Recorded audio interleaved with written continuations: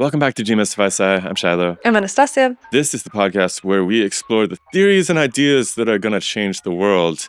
And we are back with one of our favorite topics, which is black body radiation as it relates to the sun and the CMB and the Big Bang. These are all things and topics that swirl around at DemystifySci. But we have a good friend of the podcast who has appeared multiple times before, a co-organizer of the last Demysticon, and our dear friend, Dr. Patrick Vanraes. Patrick is here today to make the case that one of the main pieces of evidence for the Big Bang, the cosmic microwave background radiation, really turns out to have very little purchase on the claim that it is indeed cosmic.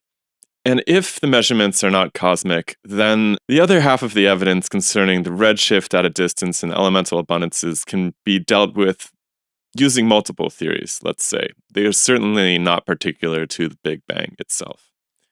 It was an amazing discussion. This is one of my favorite topics of all time. And our dear friend, Pierre, the innovator of the liquid sun, actually answers the phone to settle a dispute that we get into halfway through this podcast.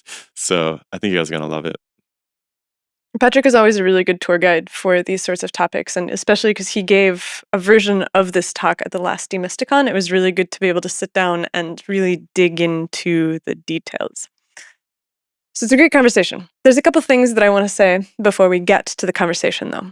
Number one is that if you like this podcast and you want to help us explore the most interesting ideas out there right now, then you should consider coming over to patreon.com/demystifysci. Shiloh and I have recorded this podcast from the very beginning, basically in our living room, and we want to change that. We want to be able to take this show on the road and record live interviews. We want to be able to have live events. We want to be able to have more books written and more help with the podcast. We'd like to be able to hire editing help. We'd like to be able to hire somebody to help us plan the next conference. And unfortunately, that costs money. And so if you like the show and you want to see us flourish, then consider coming over to patreon.com and supporting us there. Before I throw you back to Shiloh, there's one thing that I have to add which has nothing to do with financial support. It has everything to do with sharing your ideas with the world. We search for the best ideas that are out there, and one of the things that we've started doing is Paradigm Drift. Paradigm Drift is the show where we collect theorists all month. We put everybody's name in a hat, and then it's showtime. We pull names randomly, and those who are chosen get 60 seconds to present a theory that they think is going to change the world, followed by an interview. And so if you want to participate because you have a theory that you think everybody needs to hear, sign up at the link in the description. The next one's going to happen probably the first week of December. One last thing I want to remind you guys about before we get to the conversation is that Nasi and I play a lot of music. We play music every day, and we write a lot of songs, and we love to record them and create full-scale productions. So we got this little band. It's called Secretary of Nature. We just finished our first final LP, and it is the ideal format to enjoy this kind of music. And if you're wondering, what kind of music is this?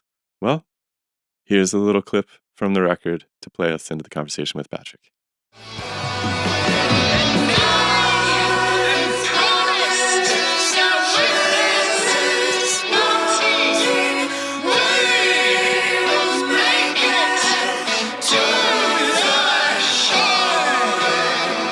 Well, so the one thing that I'm concerned is that we're already talking about the CMB, right? But we haven't explained what we haven't even named it the cosmic microwave background radiation yet. We're already in the realm of acronyms. We're already with the acronyms, indeed. Everybody in cosmology knows this acronym, but outside it might look like some weird thing.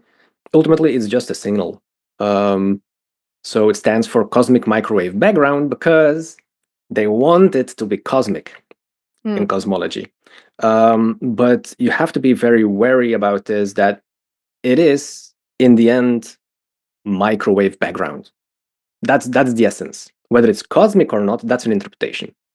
So let's start at the beginning. Take me to the beginning, Patrick. So yeah, the very beginning. That depends on who you ask.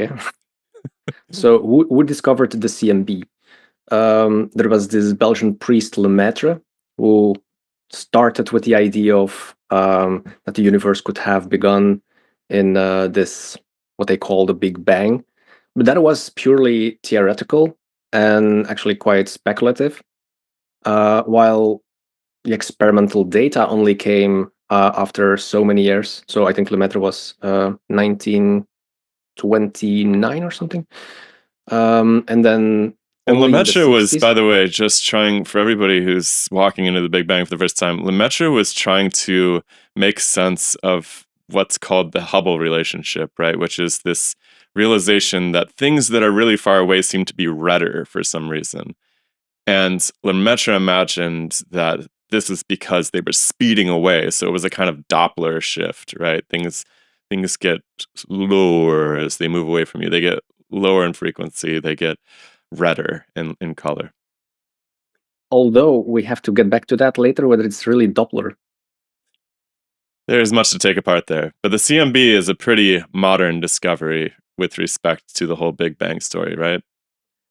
Well, let's say that 1965, then you had the first measurements, and well, now we're again so many years later. So let's say, Lemaitre was the first part of it. And then it actually, you could say that Einstein, with his relativity theory, could be seen as a little bit of an early start, but setting the stage for many of the things, because relativity theory allows for the expansion of space. It's one of these possibilities. As long as you have experimental data that supports it, you can all of a sudden begin to start talking about the expansion of space. But it doesn't have to, it doesn't dictate that you have to have this expansion of space, theoretically speaking. So, and this expansion of space is interesting because it's a bit of a wild card. So whereas Lemaitre back in the 20s, I believe it was in the 20s when he was working, early in the 20th century when Lemaitre was proposing this, it was this explosion where all of matter is rushing away from essential points. I believe he called it even a cosmic egg. From the cosmic egg, exactly. But it didn't, but like the more people studied the trajectories, it didn't quite seem like this nice, even explosion. And so Einstein's introduction of this framework with space-time and the expansion of space makes it not a real Doppler shift, it's something else. It's like the space itself is expanding. It doesn't have to do it in any uniform way that we would expect objects to fly apart with a Doppler shift. It now has this tunable parameter to sort of expand however it needs to. Yeah, and that's basically the setup that you have to understand before the experimental data comes in. Because when you hear people now talking about how the Big Bang theory came about, very often you get a reinterpretation of what happened. And of course, tuned towards the idea that we're there, the Big Bang theory is real, this is not just a theory, this is actually measured and substantially supported by data. And this is, of course, a bias of the modern cosmological standard cosmological model. But if you try to look more neutral towards history and the history of the Big Bang theory, I think you have to be very, very wary of confirmation bias all around in this whole story.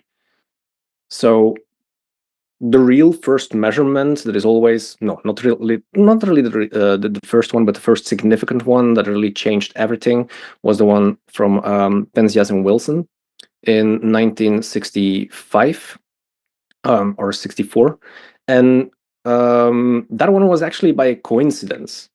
They were not searching at all for the Big Bang. They were not searching at all for anything other than satellite communication. That's the context in which they were experimenting with horn antenna, and what did they see?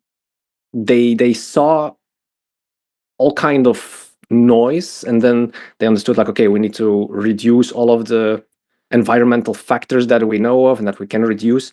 So they were cleaning out really up to cleaning out their antenna full of bird poo that they had to remove, because all of these things could influence the measurements.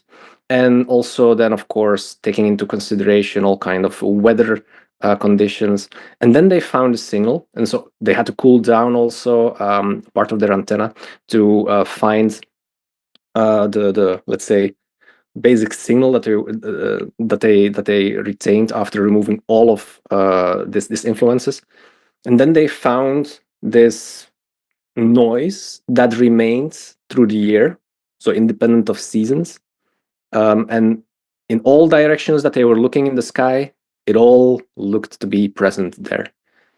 And they could measure temperature for this noise, and that was 3 Kelvin. Before we get into what Penzias and Wilson discovered, I just want to make sure that the stage is set, which is that there is this open question about the nature of the universe, which is that there's 2 options. There is either that the universe is eternal and it does not have a beginning, or it is the idea that the universe does have a beginning. And so in the 1920s, Lemaitre proposes the first kind of scientific theory that suggests that the universe did have a beginning, which is this, he's trying to explain this Hubble relationship, right? Like, as you said, so there's this redshift, everything far away from us is red, the farther away that it is, the redder that it is. But this is just a pure theoretical, almost mythological frame for understanding the history of the universe. And he was a priest, and it was very unpopular to consider creation scientifically among scientists prior to this. So the eternal universe was much more popular prior to Lemaitre. True, but he published his theory in Nature, and he was actually very annoyed at the Pope for being super jazzed about this theory. There's apocryphal reports where the Pope, I think it was Pope Pius at the time, was talking about how incredible of a scientific theory it was that proved creation, and Lemaitre was like, could you please stop saying that in public? It's not working well for my academic career. But so between 1929 and 1965, there's not really much development beyond this red light shift, because the only signal that we have is that there's an increasing redness of the light according to distance. There's a bunch of cosmological and astrophysical principles that are built on the back of this. And then in the 60s, there's this crazy thing that happens where these guys build this antenna, and they get a signal out of the antenna, and that signal is then pasted onto the story of the origin of the universe to say that it's this leftover microwave noise that has a specific temperature. Can I back one thing up here? Maybe we're going to get to this, Patrick, so I'm sorry if I'm undercutting you, but if you remember Aziz's presentation from Demystify, people had been predicting that if there was, weren't calling it the Big Bang yet, but if there was some sort of creation event that was measurable with the Redshift-Distance relationship, the Hubble relationship, that it should have a characteristic temperature. And people were making all sorts of claims about what that temperature should be.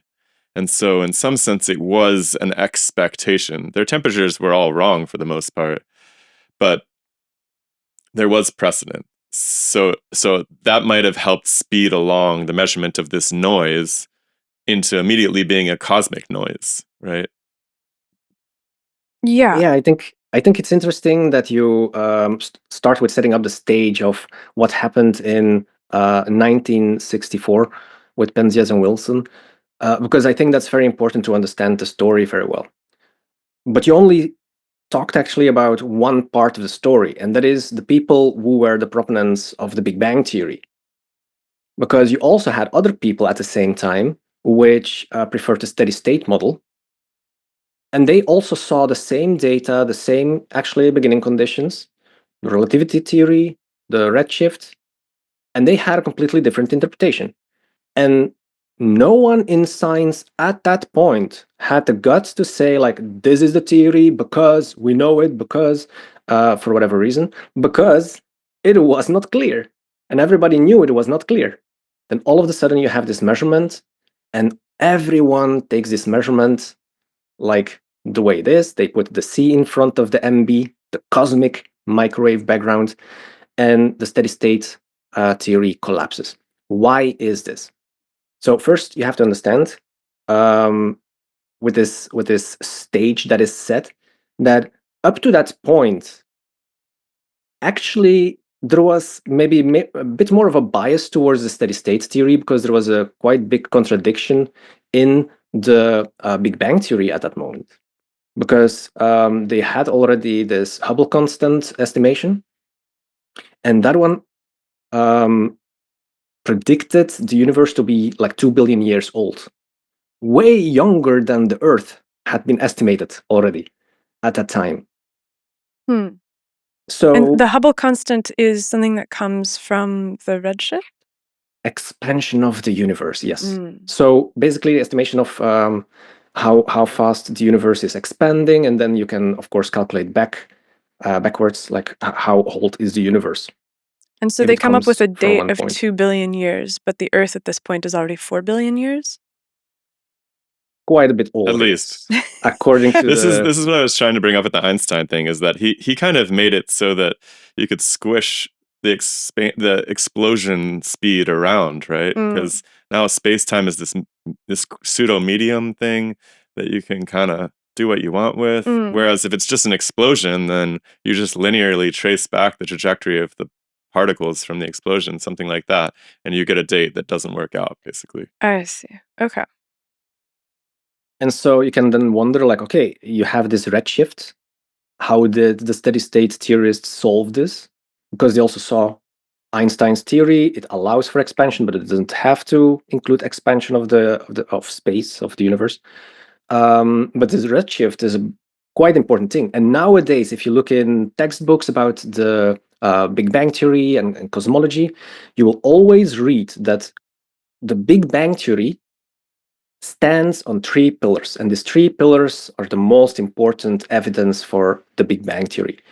Cosmic microwave background is one of them, redshift is another, and then you have light element abundance. But we don't really have to talk about the last one because it's really one of the things that fits in the picture, but it doesn't really form like a big foundation. But this redshift is still considered to be a big foundation of the Big Bang Theory. I even, when I was a kid, I heard it like this, that they saw that stars are going further away because of Doppler shift or whatever, this redshift.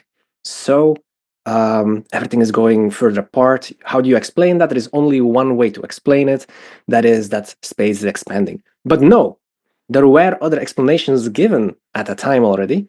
So there was this, within the steady state theory, you can actually find at least 2 explanations for the redshift. One of them still very, let's say, present today within the alternative cosmology community, which is tired light, or variants of tired light theories, which says that, like, had been discovered, light from stars which are further away are more more shifted towards the red colors in the spectrum. So maybe they lose energy because more redshifted means less energy.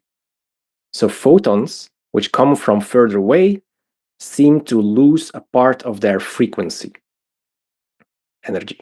Because this is something to take into consideration, of course. If you talk about light, if you talk about photons, you have energy in 2 ways. That is the intensity, the amount of photons, and then the frequency, which is giving one single photon how much of energy it has, according to standard physics, at least.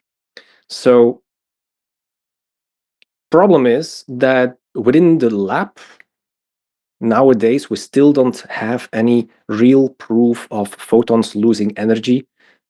Also because probably we're in the lab working with small distances.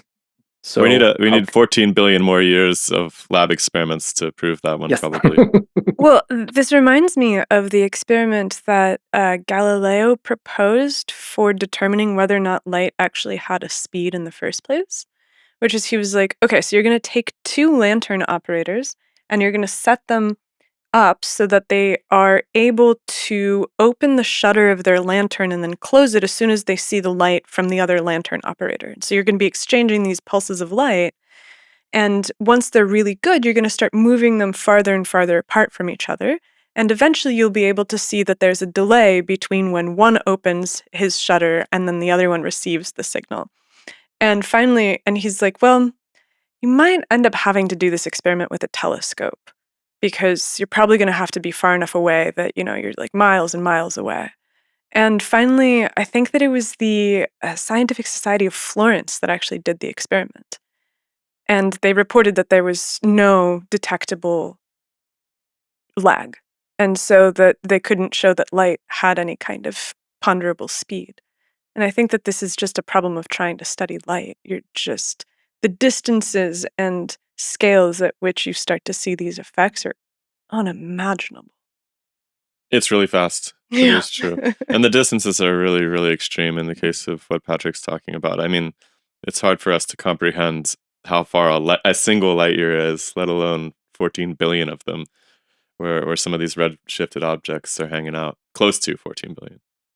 But I take your point that it's like tired light is theoretical and hasn't been demonstrated in a laboratory despite all the best efforts to do so at a benchtop. And there hasn't been a super compelling theoretical case for how that energy is lost, which probably comes down to the fact that there's no material model for light, and so it's just treated as this parameterized magic ball of energy or whatever.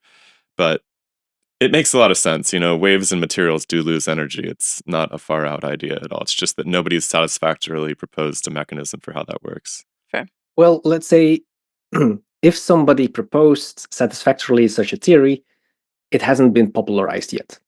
There you go. Because I'm pretty sure that there are theories out there which are already to certain standards, because what are the standards that you have to choose for a theory to be satisfactorily explaining something? But let's say that if a sufficient amount of a sufficient number of scientists would read the theory, that they would say, okay, it satisfactorily explains the tired light mechanism. I hear you. It's not popular yet. Nobody famous has published about it, basically. Yeah, and you have so much of science being published nowadays, so many papers, that many of them just end up, under the rug, let's say. Nobody sees them until they lift up the rug.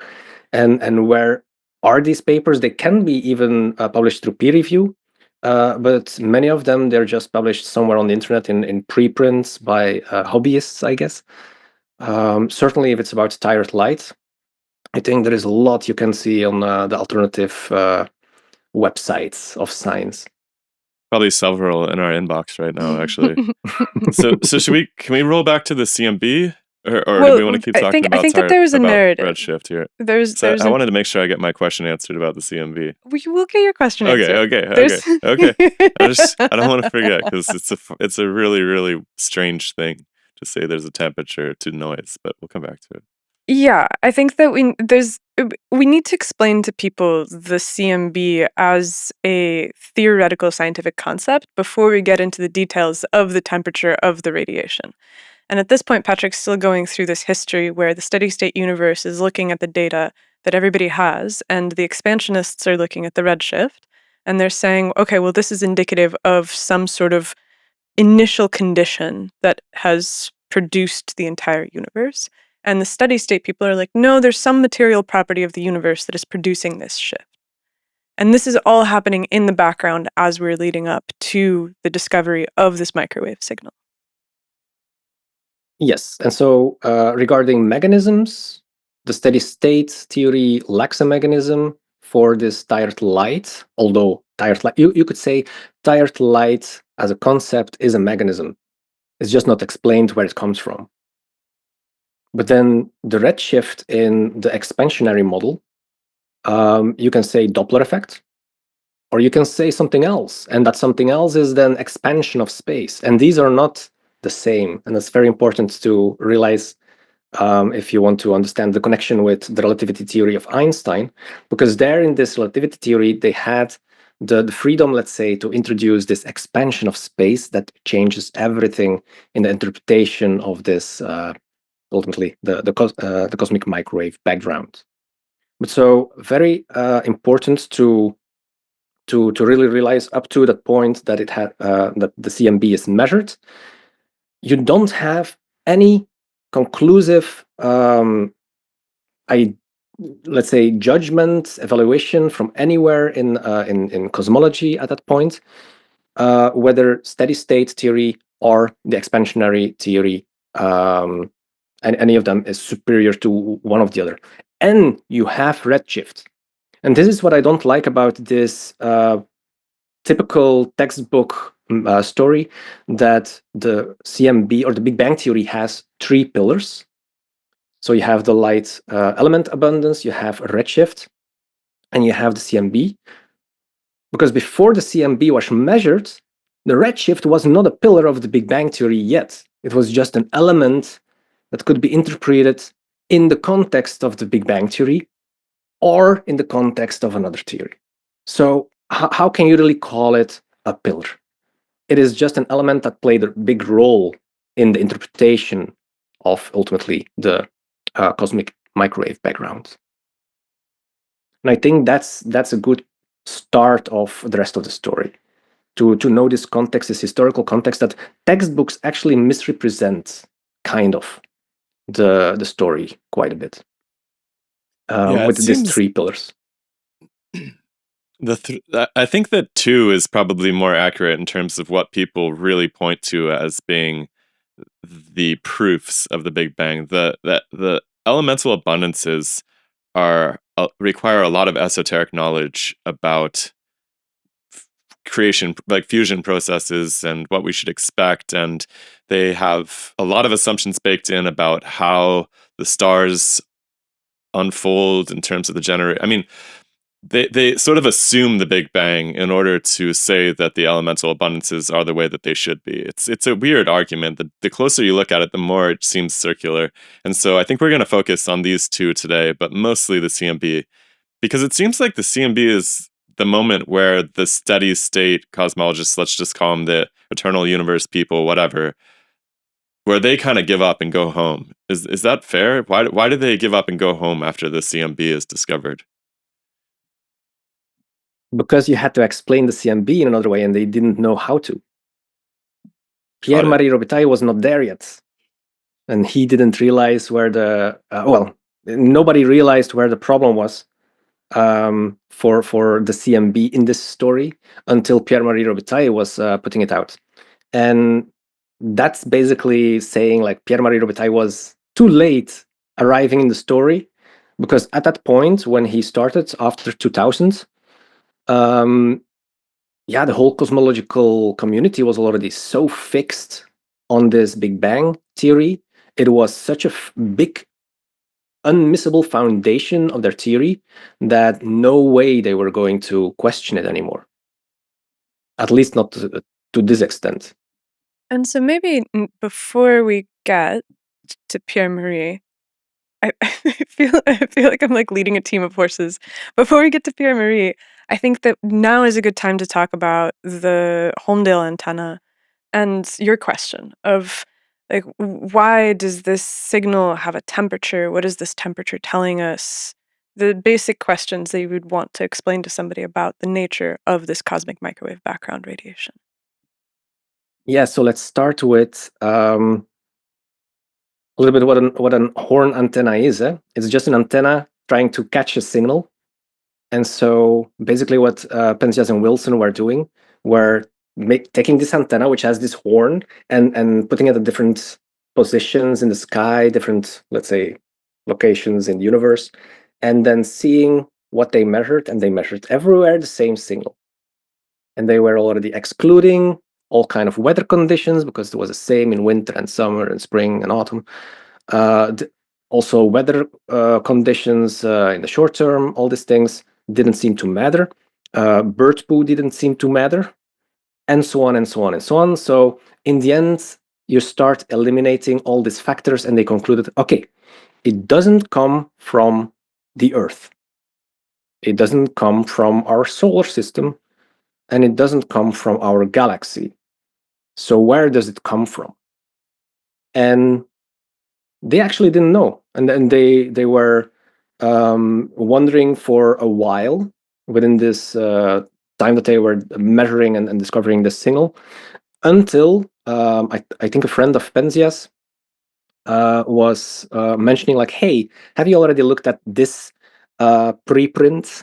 I don't know exactly how they printed this preprint back in the day, but a preprint from a group of scientists working not really super nearby, but I think something like 60 miles away from them, which had this theory that, building further, they were certainly not the only ones, that the Big Bang Theory had this radiation that it sent out. So ultimately, the cosmic microwave background that should be measurable, and indeed that you should see in all the directions, no matter where you look in the universe. And it fitted so well with what Penzias and Wilson were measuring that it was love on first sight. So they had an explanation finally. And the other guys from the university, so Dike, I have the names written here, Dike, Peebles, and Wilkinson, because I always forget these guys, because they didn't win the Nobel Prize. You can forget them. No, they of course had a big contribution in this whole story. They were really wanting to find this cosmic microwave background coming from the Big Bang, and they had calculated how much the temperature should be, and they estimated it around the value that Penzias and Wilson were measuring. 3 Kelvin for the measurement, and then the, let's say, calculation, a few Kelvin, which is not a number, but, it's order of magnitude. So the idea is that you have this moment of singularity pops or whatever, and there's just all these energy in the form of photons flying around before there's any kind of matter, and then the matter recombines and the remnant photons are sent out into the universe, and the cosmic microwave background radiation is the remnant temperature of the Big Bang, right? Is that accurate? I think it's close enough for people to understand. Like, if I was to just, start, like, throw a hand grenade in the corner of the room, there would be some residual temperature from the explosion that could be measured at some time later, because it's going to heat up the room a little bit, right? So it's not like a super far out idea. I do think that measuring the temperature of an explosion in a gas with a black body curve gets us into problematic territory. That's why we have to talk about black bodies then, in order for people to understand why you would have a temperature associated with a pattern of radiation. A black body spectrum, we can get into the details in a second, but they have a peak intensity where a frequency is its peak, right? The peak tells you the temperature of the black body. Even if you haven't measured the entire frequency spectrum, you assume that your peak intensity frequency is the black body peak. You can get a temperature out of it. So I'm just kind of answering my own question that I set up like an hour ago. Is that fair? Is that reasonable, Patrick?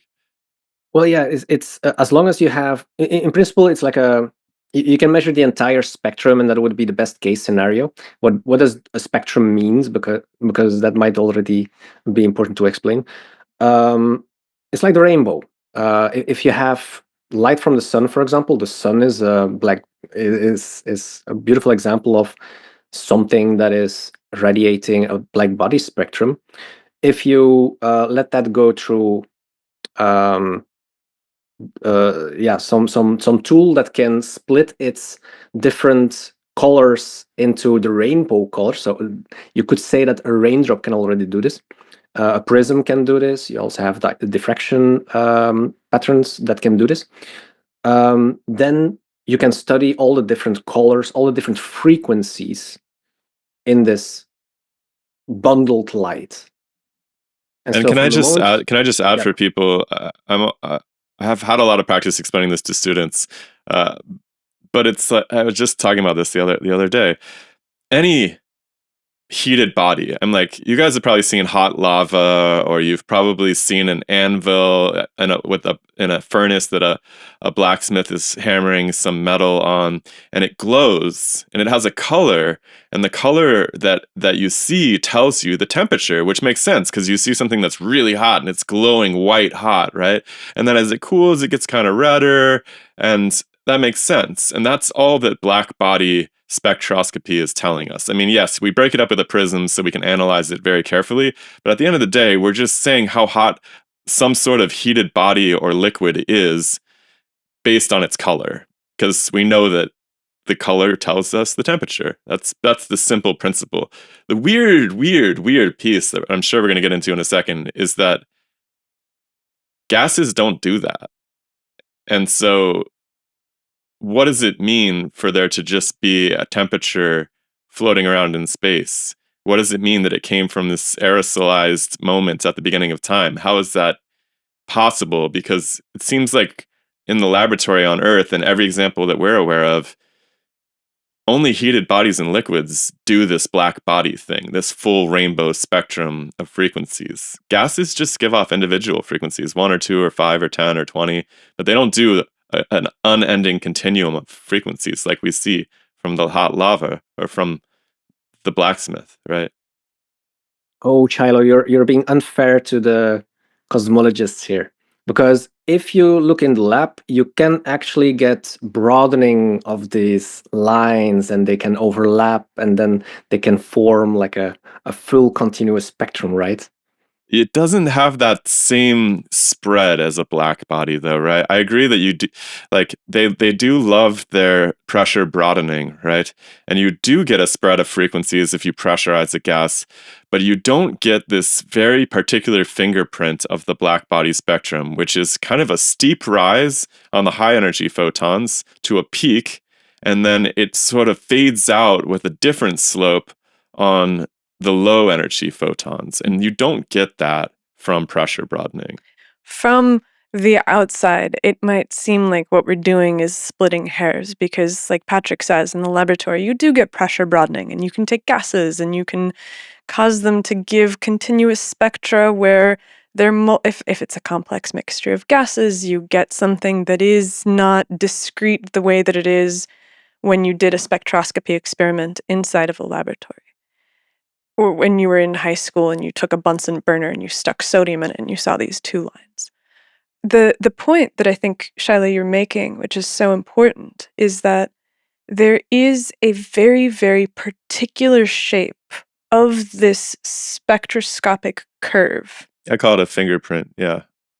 There's a particular fingerprint, a particular mathematical form that these frequency and intensity relationships have to take in order for you to be able to accurately make the statement that this peak intensity can be translated to temperature. And if you take a curve that isn't of this exact shape and say, oh, well, this curve gives you a temperature, you're not actually doing anything that's backed by theory or physics or any kind of real body of knowledge. You're making a terrible mistake. And I think that the case that you're trying to make is that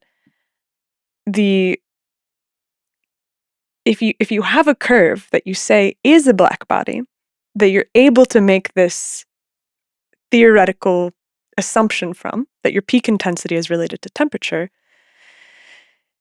that curve can't come from a gas. That's the peak of it. Well, not only that, yeah, that's true. This spectrum, we're going to talk about the other experiments, COBE, like they start sending weather balloons up, they start looking to try to tighten down this measurement, and it is a perfect black body. Like it is one of the best black bodies ever measured, ever. Not just one of it's the best. It's the best, the most accurate black body spectrum ever measured by mankind. That's COBE, the COBE satellite. And that's the one that I think kind of ends the story of the cosmic microwave background, because that one was the final nail in the coffin for the steady state theorists, let's say, which were still maybe wandering around like a bunch of zombies, because at that point, no one was actually following them anymore. They were all like outcasts from cosmology, no matter whether they were having a point or not. But So COBE is one of these satellites. It's orbiting the Earth, right? Yeah. So it's very close still to Earth, you could say. It's not like too far away. So you still have, you could say it's still somewhat in the atmosphere. But it's already quite like a thin atmosphere, what it is. But it's still close enough to consider it close to Earth. And that's important because That's where the different interpretations come from the cosmologists on the one side and Pierre-Marie Robitaille at the other side. And also, of course, Penzias and Wilson, you also have to understand all of these measurements up to then. They were very close to Earth or at the surface to Earth. So you had many balloon experiments, you had many antenna experiments, so on the ground, and you had some. So the first satellite was COBE. So can I just pause 1 second and try to tie together what Nastia was interjecting earlier to this discussion of what's being measured at COBE and this perfect black body? What were people expecting? What were the cosmologists expecting? What is the story of where this radiation is coming from? Because I believe that they are kind of expecting it to come from a gas, which is bizarre to begin with. So that I feel like we have a few threads out there that might be confusing people, because the cosmologists are expecting a black body from a gas, which is a bizarre thing to expect. And then they see not just a thermal temperature, a pressure broadens or spread out gaseous spectrum, but they see the most perfect black body ever, and they associate it with the cosmos. So how are they explaining the production of a black body from these gases in the first place? And this might tie in how they're thinking about stars or whatever, but I want to know what the heck they're thinking. So let's first go back to this point of gases and solids and what they irradiate. So up to that point, no one measured a black body spectrum from a gas on Earth in the laboratory. But they were very easy to accept gases in space to have this black body, so being a gas and having a black body spectrum, for a big part because of the sun, because the sun has this black body spectrum, and at that point, they were already decided it was a gaseous ball of plasma. And that's where the sun comes here into play, and why they were so easy to accept that the Big Bang. And so what is that? We'll immediately explain why that one also has this black body spectrum. So remember when I'm telling the story of what this black body radiation is from the Big Bang, that they didn't measure it anywhere on Earth in the laboratory except from space, where they think it's all from gases flying around there. And can I just say one thing? One of the most common pushbacks I get when I point out to people that black bodies aren't measured from gases in the laboratory, this is something I hear all the time from physicists, astrophysicists, is they always say, that's a stupid complaint because we have the stars and they're obviously gases. So obviously gases can make black body spectra, which of course leads to a whole other can of worms. Are the stars gaseous? And that's, of course, where, Pierre-Marie Robitaille gets this complaint that he's trying to change everything in physics. But then you have to understand where it comes from. And it's all because of this black body radiation and whether it can come from a gas or not. And he believes not, and he has very good reasons to think so, at least in my opinion. And that's where everything falls apart for the standard model, because standard model is completely, and so standard physics, you could say, for a big part, is very heavily based on this idea that gases can also be irradiate a black body spectrum. And so the Big Bang theory actually is nothing else than a gas, a plasma gas, radiating a black body spectrum. So how do you have to imagine this? These scientists are struggling with this idea of this redshift, and they think this redshift is something like a Doppler shift. So the same as with a train, acoustic waves, a train approaching to you, having a higher pitch than if it leaves you. So you also have this with light. They have at that point already measured this in the laboratory. That some things like that can also happen with light. Okay, redshift becomes like, in that sense, already a little bit encapsulated in this idea, like maybe it has something to do with expansion. And go back, just try to think like scientists in these times. You have this redshift, you have this expansionary model. What happens at the very beginning when all this mass comes together, all the stars, all the planets, all the matter in the universe? What happens when they approach each other more and more and more? Do they keep approaching until there is like a singular point, a singularity? Or is there somewhere where they stop and they rebound? And then this is one part that we forgot in the story up to now. You also have the big bounce theory, which doesn't say that everything came from a singularity and then it kind of exploded. Explosion is maybe not the best word for it, but there was only expansion and that's it. There is also this theory which is constantly having the circular, the cyclic idea of coming together, going apart, coming together.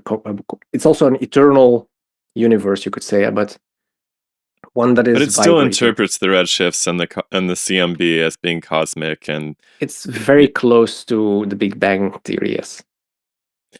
So and I think even one of the opponents of the Big Bang theory was giving the name of the Big Bang theory because he thought like it's a funny name to ridicule this theory, but everybody was like, cool name, let's really call it that way. And I think he also called the Big Bounce the Big Bounce. But so yeah, let's say that these should be actually look like together, that they are all having this expansionary vision of the universe. But so what happens in the Big Bang theory if you get closer and closer and closer together with this mass? Because in the end, you compress everything to a little volume, at least compared to the original volume. And yeah, what do you think happens? And so they begin to fantasize like, okay, everything becomes like this dense plasma. And before that moment that you have the plasma, you have even another plasma. But very important is also to think about what happens with the photons in this plasma. So plasma is radiating, and you have, let's say, the most basic things that you have in a plasma is electrons and ions, but you also have photons because of all of this interaction with electrons and ions. What do these photons do? And so people in that time, they, and in physics in general, they are very fond of thermodynamic equilibriums. So they think in terms of like, okay, you probably have a thermodynamic equilibrium. Everything is at peace, in harmony with each other. Everything is having the same temperature. And voila, you have this mechanism of the light becoming this harmonic union. Not all photons do need to have the same energy, but they all have, let's say, the same average energy. And if you look at one place in this plasma or another place in this plasma, it doesn't matter where, you will have the same temperature.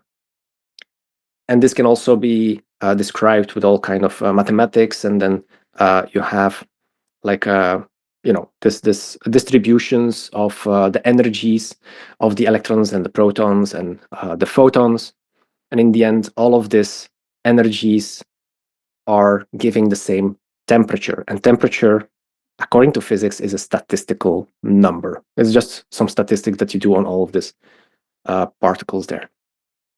But at some point, you get like a density of this plasma where it's, according to the calculations, photons cannot escape. If you go smaller and smaller and smaller, your plasma is assumed to be opaque. There is nothing of light that you can see there because it's photons are trapped inside it.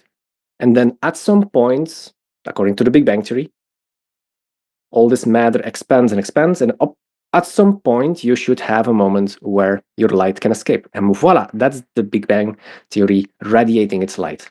At that moment, you should have very good thermal equilibrium. And that's why they say that Big Bang should originate in a hot origin.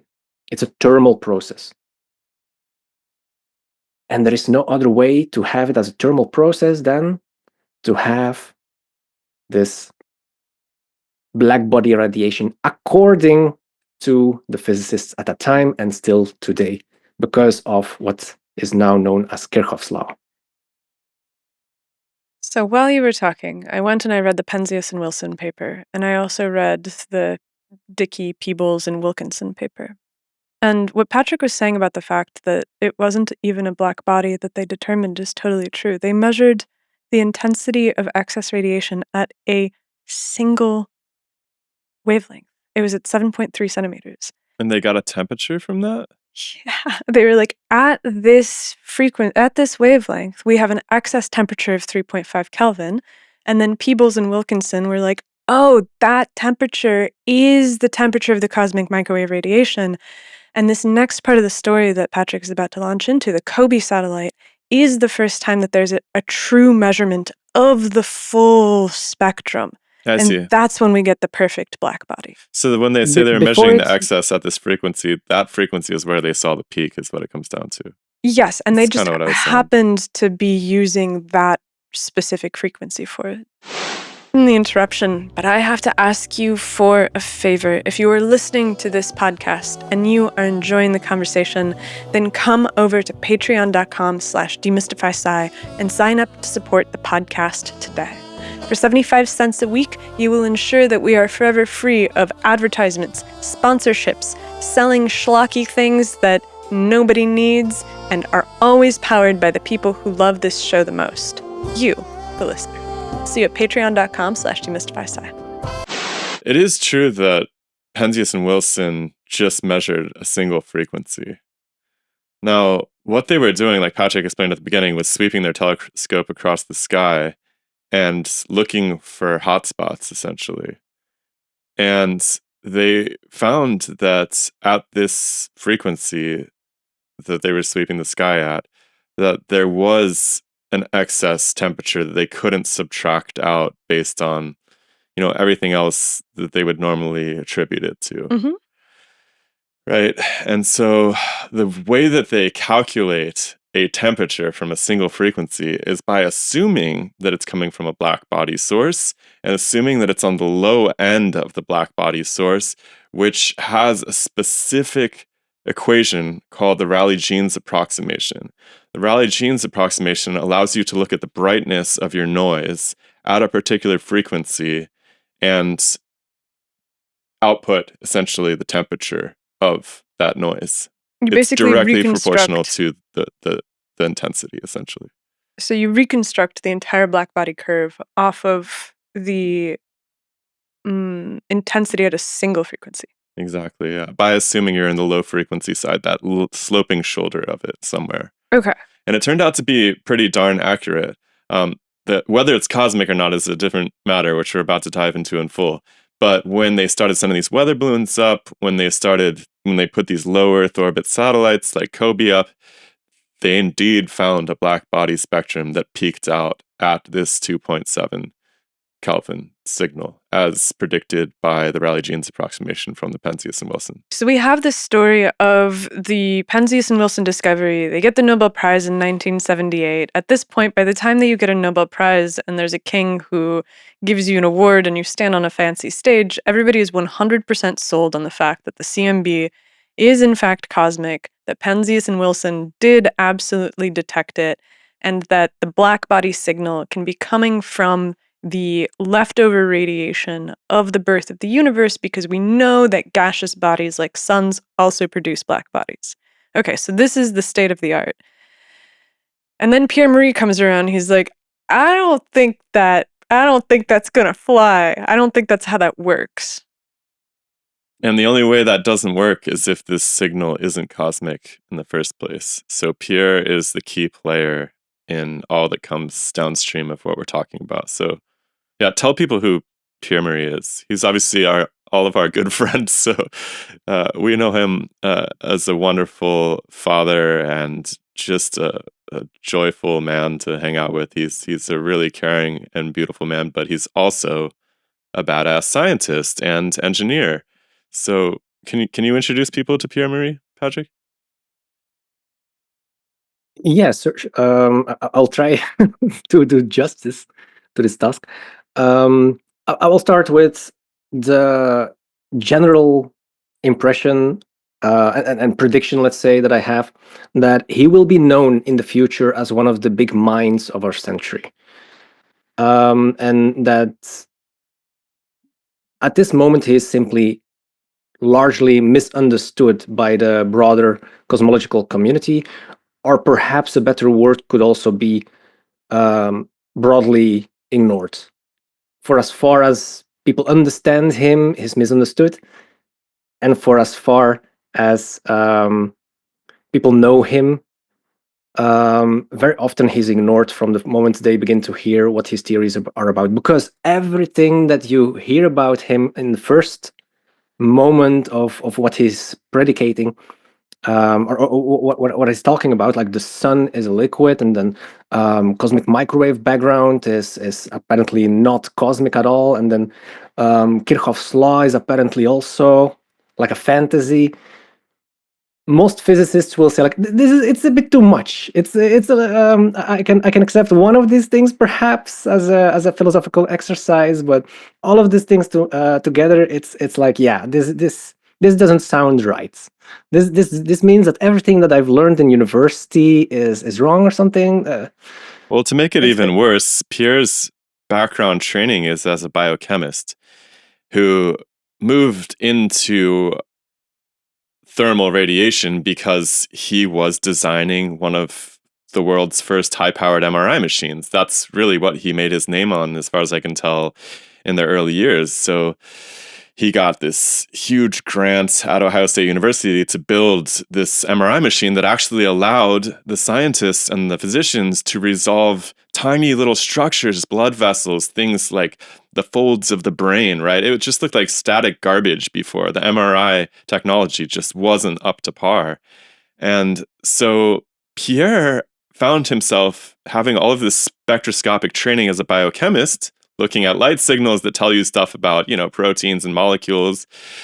He then learned about thermal radiation by working with MRI systems, right? So he's actually looking at light emitted from bodies, human bodies. And so Pierre, all of a sudden, starts thinking about the story of the sun as a thermal process from a gas and realizes it makes no freaking sense at all. And I think this must have been a joyful but also painful moment, because for Pierre, this set up the next 20, 30 years of his life where he's discovered there's something completely fractured at the heart of everything in the astrophysical story. But he's not even an astrophysicist by training. He doesn't have astrophysicist friends. He's not in the club. He doesn't even get the astrophysical journals, probably. But he's realized something fundamental about the way that light works with material bodies. And so he knows he's right. And he's outside the gates of the castle.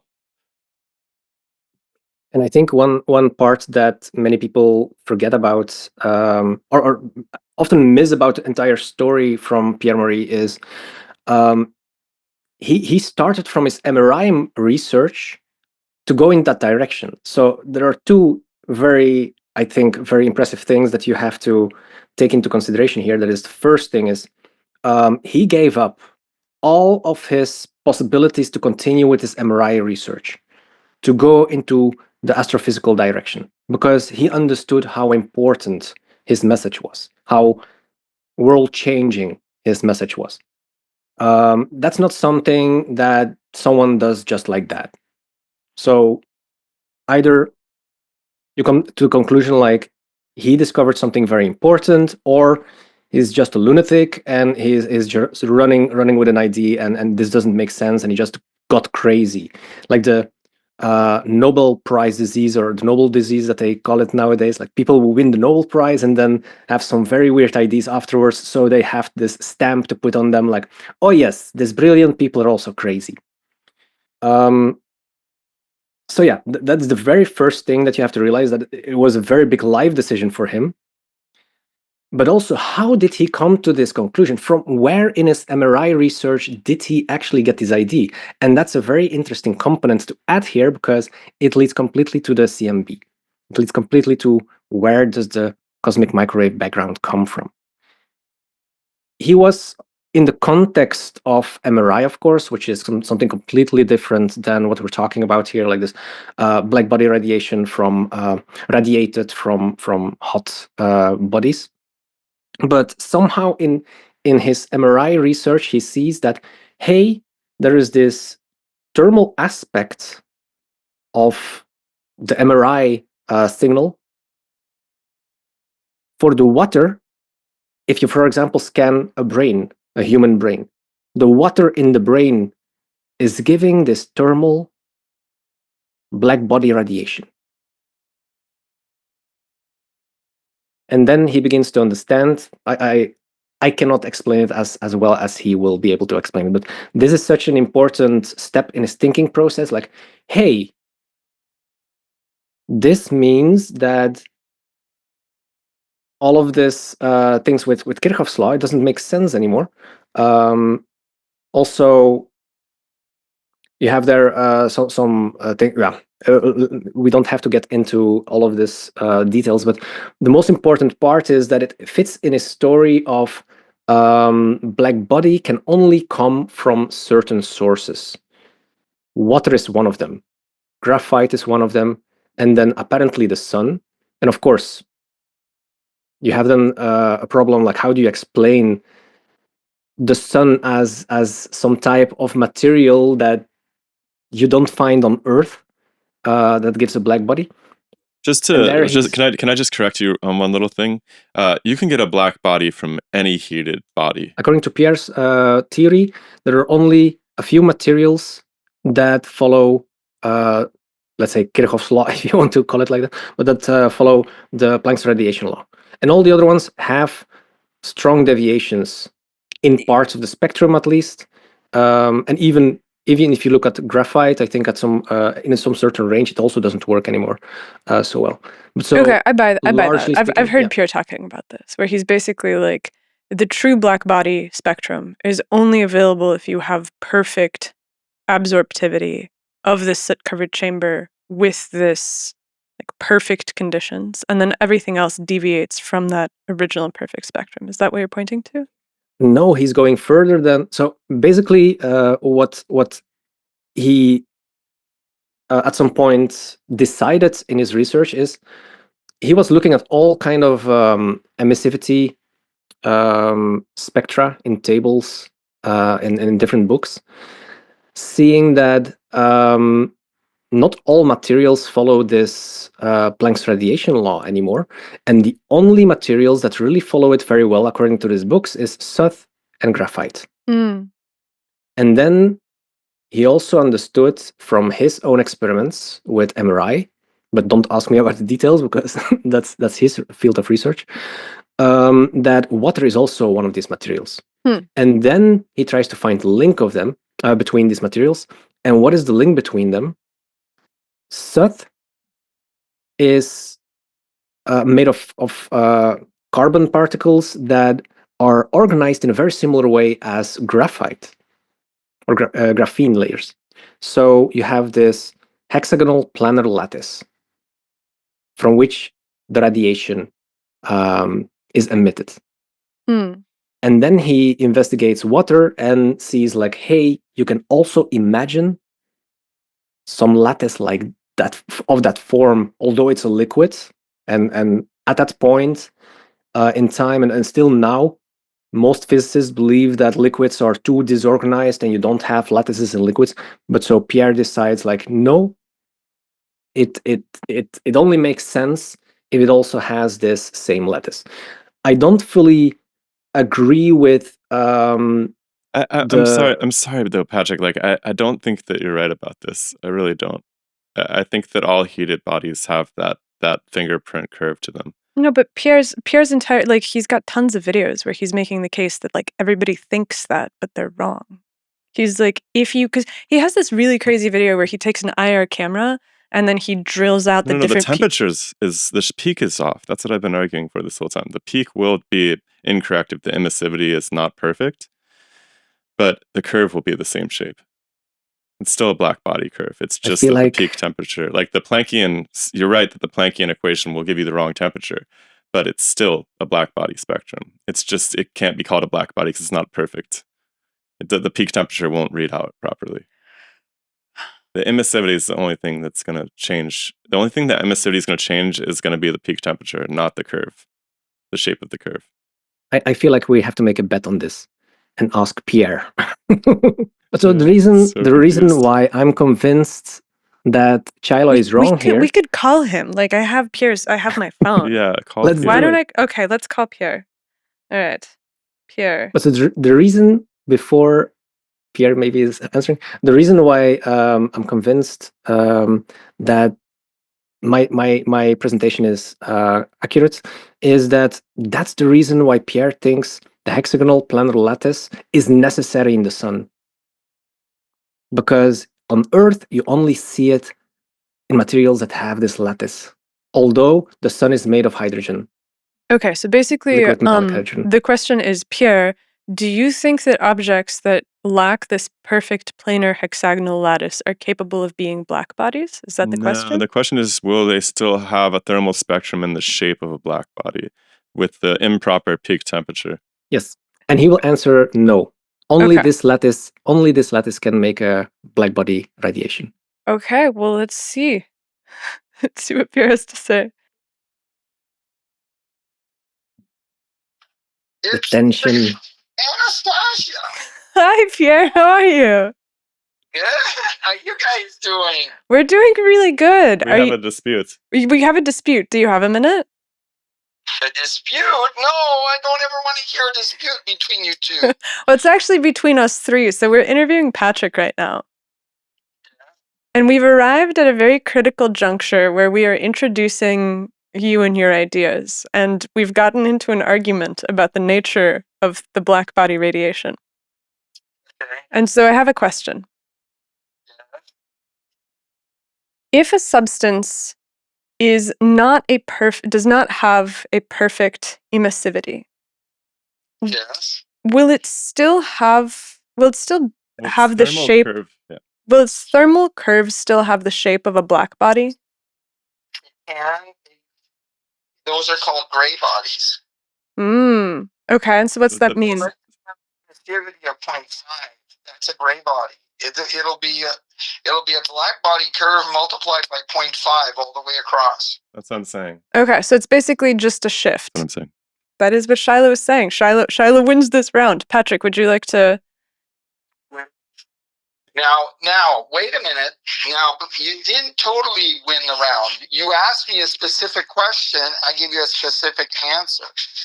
Okay, you can have the black body shape all the way across, and that's called a gray body. But Patrick might be correct, because I don't know what he's saying, that emissivity does not have to have a thermal nature all the way across. You can have all kinds of emission spectra. And some of them are highly distorted away in shape from a black body, and you can't just correct it by multiplying into the spectrum. In other words, I can't just take the spectrum and multiply by 0.5 all the way across and get a black body. I can have a shape that might have some black body features in some spots, and other portions does not. And that depends on the lattice of the material. So depending on what Patrick is saying, he could be right. I don't know what he said. That's exactly what Patrick said. And so to close the loop, Patrick was saying that the lattice that gives the perfect black body has to be this hexagonal planar lattice in your model. It's pretty, soot or graphite, something very close to that, as a natural emitter is what gives that. But that's not the final word on it either. Because when the experiments were done with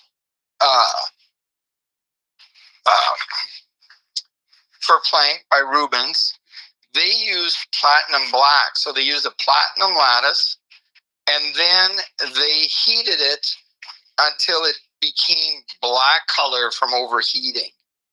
And I don't know what kind of terrible lattice this might be. The reason that it gave the right emissivity in the IR, okay, in the low frequency range, it gave the right emissivity is because platinum is an extremely heavy atom, and that it permitted all these low frequency vibrations to be better observed, and then it gave you the right black body shape over that region. Mm. Can I ask a question? How high in temperature Rubens went. But if you look at a naturally occurring black body, platinum black is not a naturally occurring substance, right? It's synthesized in the laboratory. We refine the platinum, we blacken it, and then we get this emissivity in the IR, which is very good. And this is also true for gold black. Can I ask you a question, Pierre? Yes. What is it that determines whether it keeps that black body curve shape? Like in the case of the gray body, it still has that black body curve to it. But you're saying that other lattice arrangements can result in deformations of that curve. What's the difference between the gray body and the deformed lattice thermal spectrum?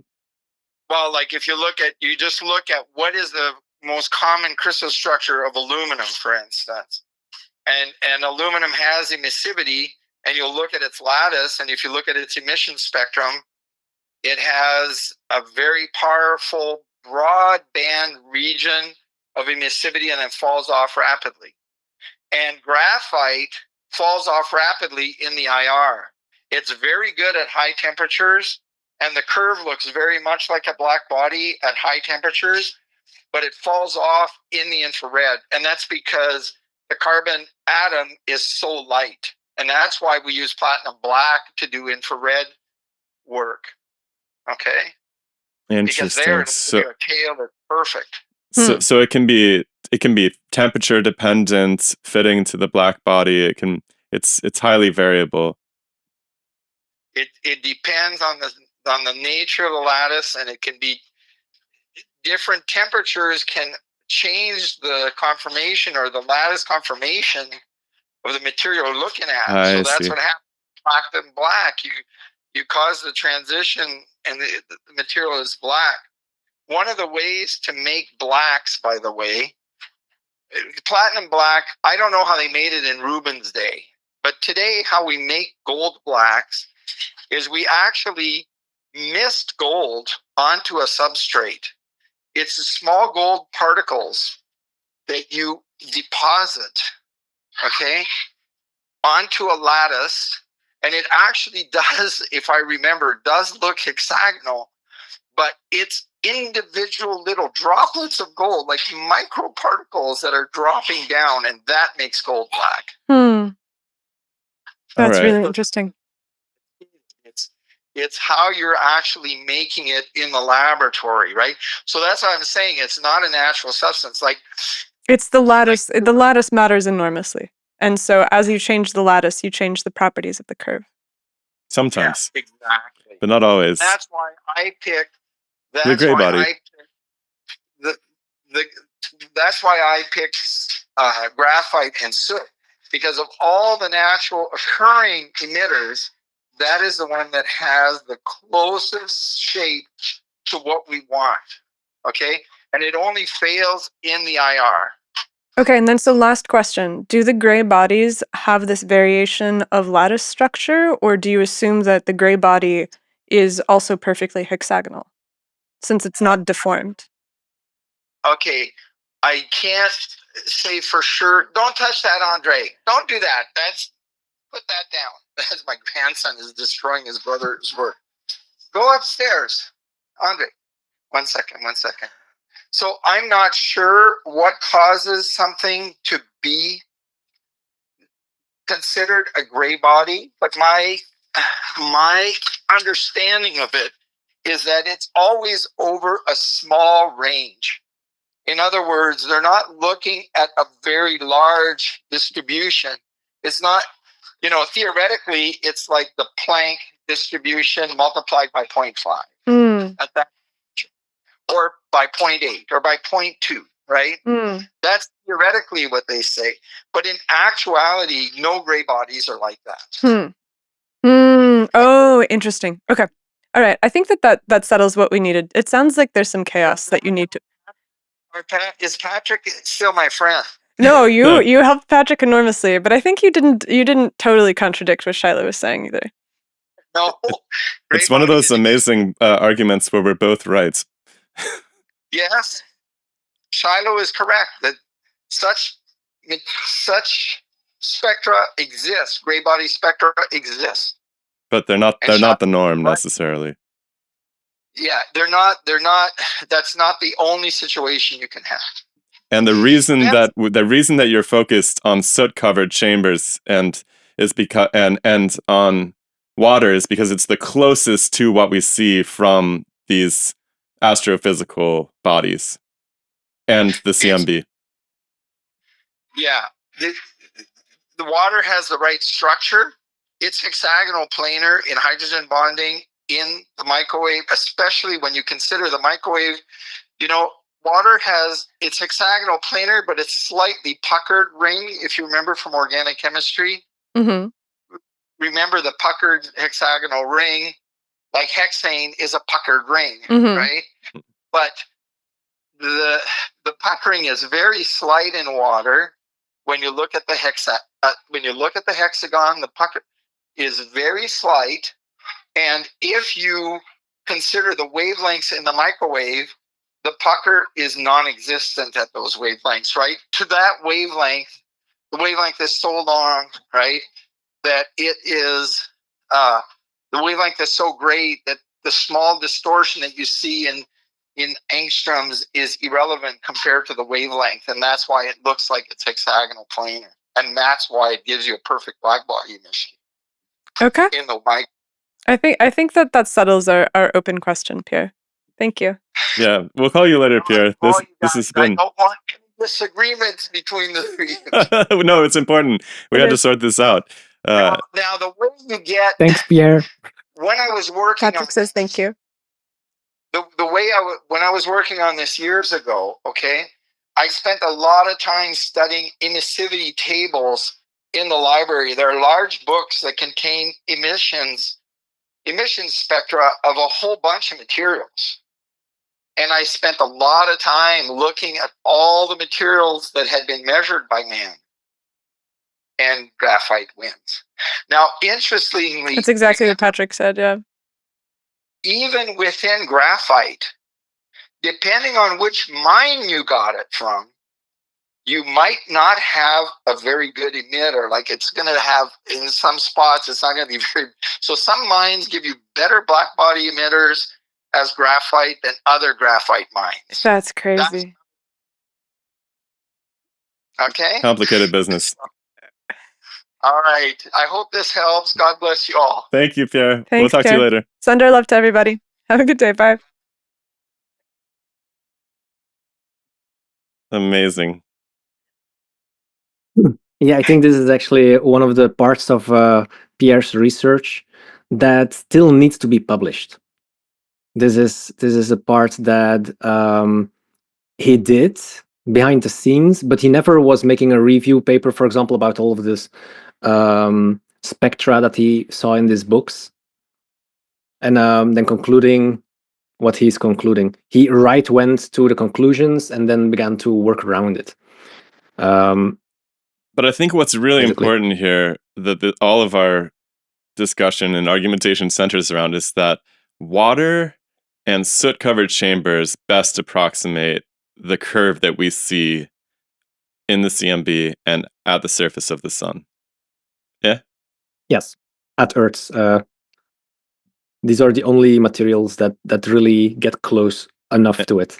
And arguably, they have the same arrangement of their subunits. That's the argument, and which is this hexagonal planar sheets of hexagons, basically. Yeah.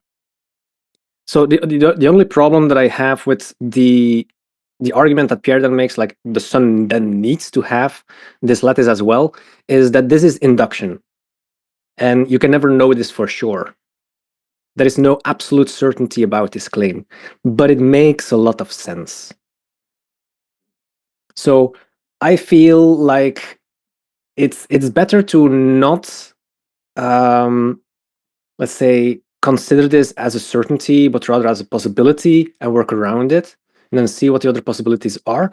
And in that sense, I would say, like, yes, it's a very, very plausible explanation, and very plausible as well to build a whole theory around it.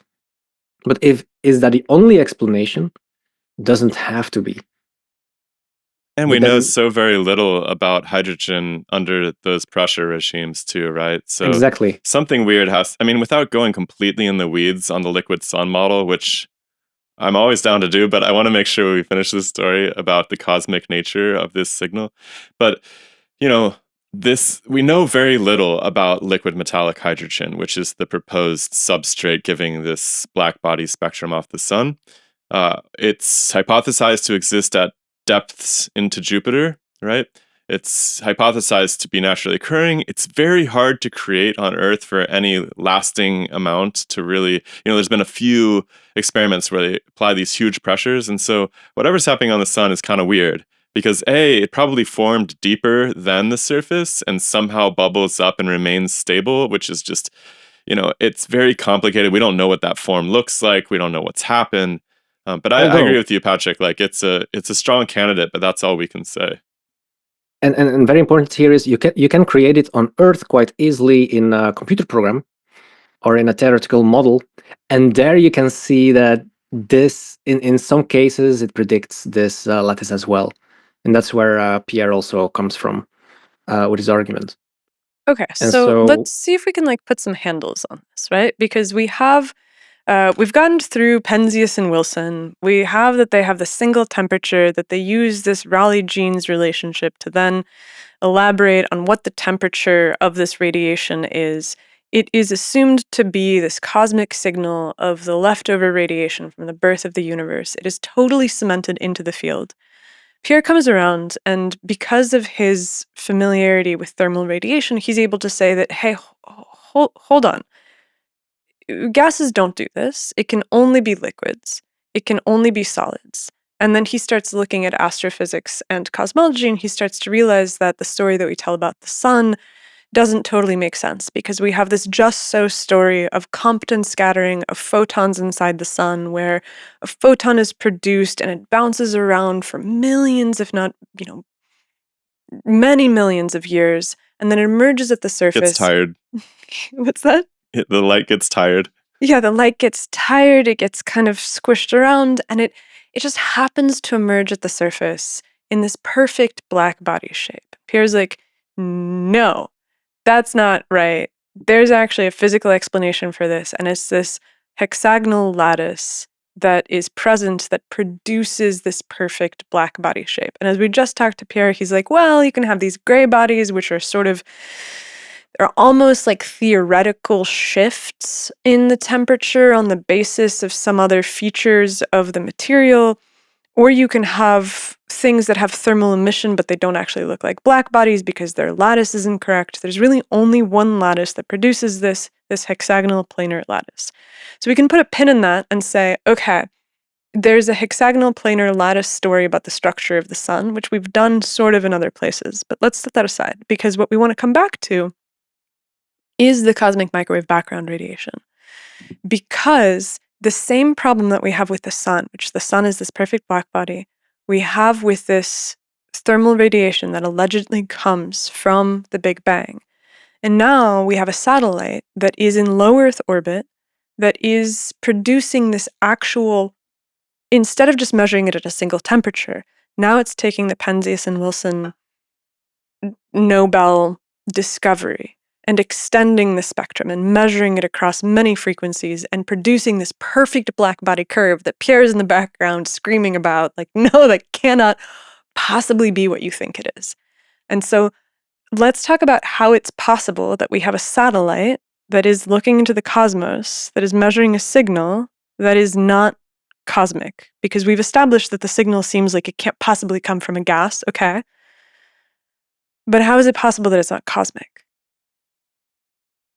Yeah, you have to look through the lens of Pierre Marie here.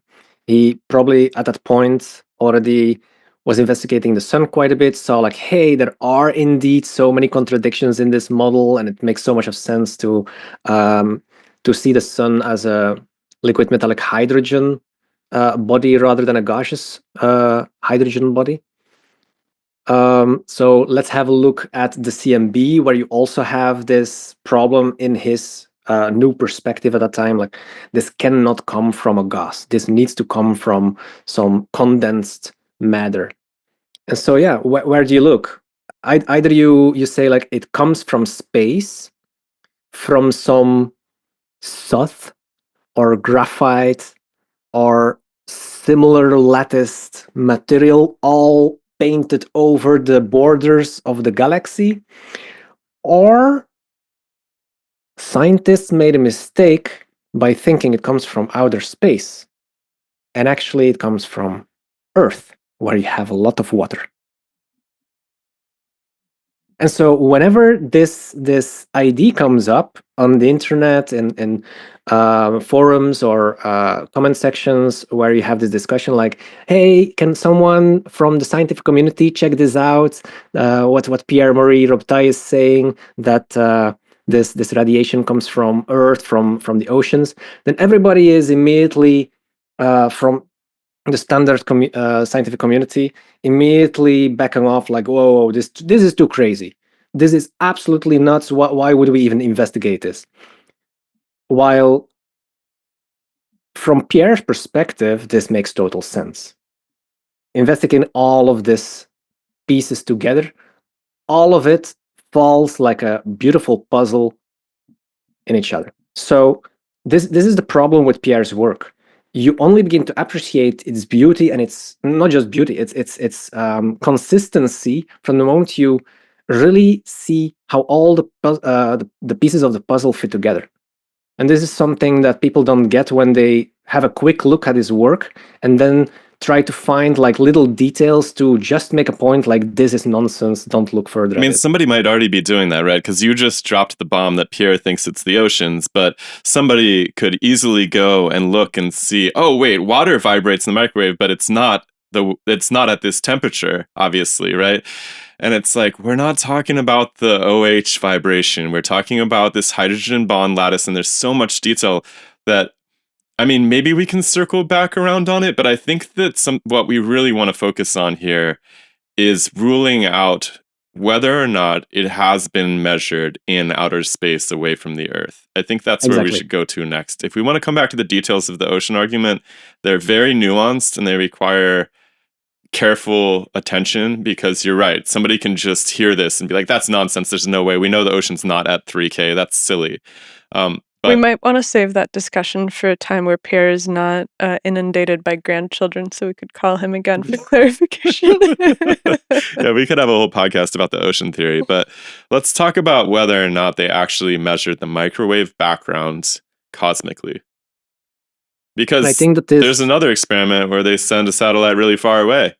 So what's up with that? And so I think this is in Pierre's work, the primary thing to look at, and the ocean thing and why water is radiating it is a secondary discussion, because people don't want to look at Pierre's paradigm in the first place. So if you want to convince, let's say, a standard cosmologist or standard scientist in general, that something is, let's say, not good in the way that the CMB has been measured, and it could have been measured in a way better way to come to the conclusion like, yes, the Big Bang Theory is the only solution, the only interpretation that makes sense from all of the interpretations that we can make. Then I think you're closer to convincing one of these standard scientists. So the problem is that everybody assumes that the cosmic microwave background comes from outer space because every time you point an antenna in that direction, you measure it. But is that really what you measure when you point it in that direction? For example, let's start with Penzias and Wilson's horn antenna, positioned on the Earth, and okay, it looks in every direction, but you have so much of scattering going on of microwaves in the atmosphere that it can come from everywhere. It can come from the environment. It can come from basically also the surface of the Earth. And so why do you all of a sudden assume that this one frequency in their case, that it doesn't come from Earth? And that's just because they couldn't find any explanation for it, on why it would come from Earth. They didn't think of the oceans. They didn't exclude this possibility. So bird's poo can interfere with your antenna, but the oceans or lakes in the neighborhood are all of these water bodies surrounding your telescope or your antenna, let's say. These ones Covering most of the world, honestly. Yeah, water is everywhere. So what about them? And Nastia looks really, really concerned. Whenever she gets this look, I have to pause. Well, I just think that the way that knowledge is accumulated is really fascinating to me. And I think that Pierre was uniquely in the position for being able to look at the signal and say that it could come from water, because most people do not look at water the same way that somebody who's doing radio imaging of the body looks at water. And so the technology for even doing that on the scale that Pierre was doing, we have to recognize that Pierre developed an unheard of magnetic imaging strength to be able to actually look at these signals. And so the fact that they didn't think that it could be coming from the oceans is the same reason that they didn't think that light was an electromagnetic wave in like the year 1600. They didn't have the grounds for being able to make that next step. And because Pierre was looking at it so closely, I think he was able to say, hey, this thing that nobody else really even thinks about is what's at play here. Which is the thermal quality of water's emissions. That's the hydrogen bond lattice he proposes. Like, they were freaked out. If you read these people's writings, they were freaked out about water. But they were freaked out about molecular water. Yeah, they were freaked out about atmospheric water. Yeah, exactly. And so, yeah, they look at this stuff and they don't assume that there's anything from the oceans that could be coming, because they're not thinking. I think that even up until the last 10 or 15 years, people treat water as being this kind of bulk thing that doesn't really have any grand structures inside of it. Yeah, there's some hydrogen bonding, but how big of a contribution could that be making? so yeah, I find it kind of weird that bird's poo contains water, at least, and that is taken into account in their measurements. But all the other water in the environment, that's okay. That's not something to take into consideration. Now, I have to admit, it's also quite a jump at that time from Penzias and Wilson. It's quite a jump to go from we're measuring here something that comes from every direction to like, oh, it might come from water in some neighboring lake. Mm-hmm. So to be fair to them, I think they did their best to present their research in a way that is scientifically sound, and even saying like it's only a possible explanation that it comes from outer space, from the the origin of the universe. Yeah, we give Penzias and Wilson a hall pass. They're okay. we'll let them slide. But okay, so we need to talk about these satellites, though. We need to talk about whether this thing is cosmic or not. I can see why Penzias and Wilson thought it was. Fair enough.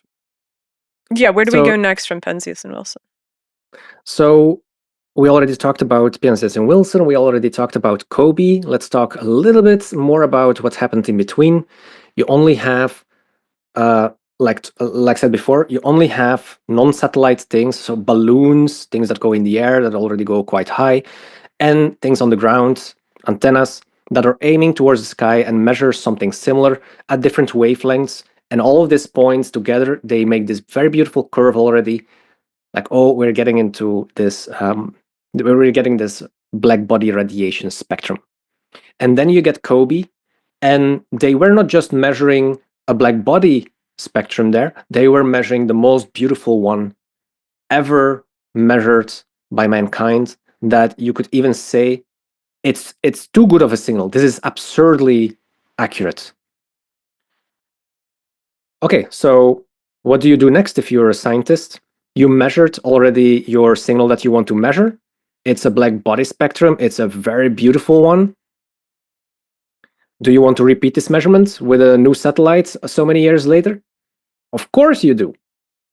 But there was something else that COBE did. It was not just measuring this black body radiation, it was also measuring, let's say, the little fluctuations on this signal. So you can imagine if you have this Big Bang theory that you need this thermalized plasma. You need the hot origin of your universe, but there can be a slight variation, right? So little location here and a location there, they can have slightly different temperatures. And how does that manifest itself in our cosmic microwave background that we're measuring on Earth? Well, if you're looking in one direction or another direction, there might be a slight difference in the temperature. Your curve, Chilo, can be shifted a little bit.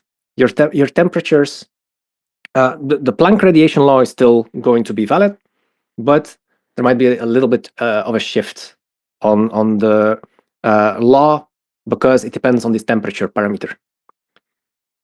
Okay, so let's measure these fluctuations as well, and that's also what they did in COBE.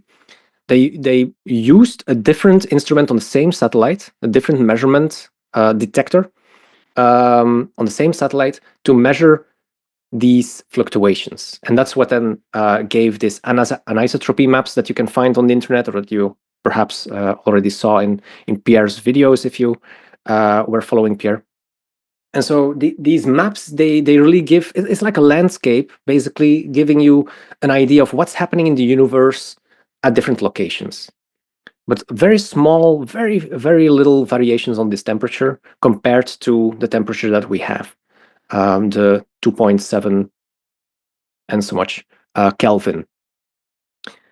So after COBE, scientists were not so interested anymore in the black body because they considered it settled. And they were only focusing on these little fluctuations, the anisotropy maps. And they called it the cosmic microwave background. So here you see that the same term is being used for two different things, the black body signal and these fluctuations. Why is that significant? Because here you get like a philosophical confusion. When a word gets two meanings, and then someone like Pierre comes along and says like, hey, the cosmic microwave background does not come from outer space, then you can easily say to Pierre like, oh, that's nonsense, because there have been two satellites being sent to the second Lagrangian point so far away from the Earth that it cannot possibly measure radiation coming from the oceans, from the Earth, so it must come from outer space. But what they don't mention is that they're talking about these little fluctuations on the signal that is assumed to be a black body radiation. But they don't measure the black body radiation itself anymore.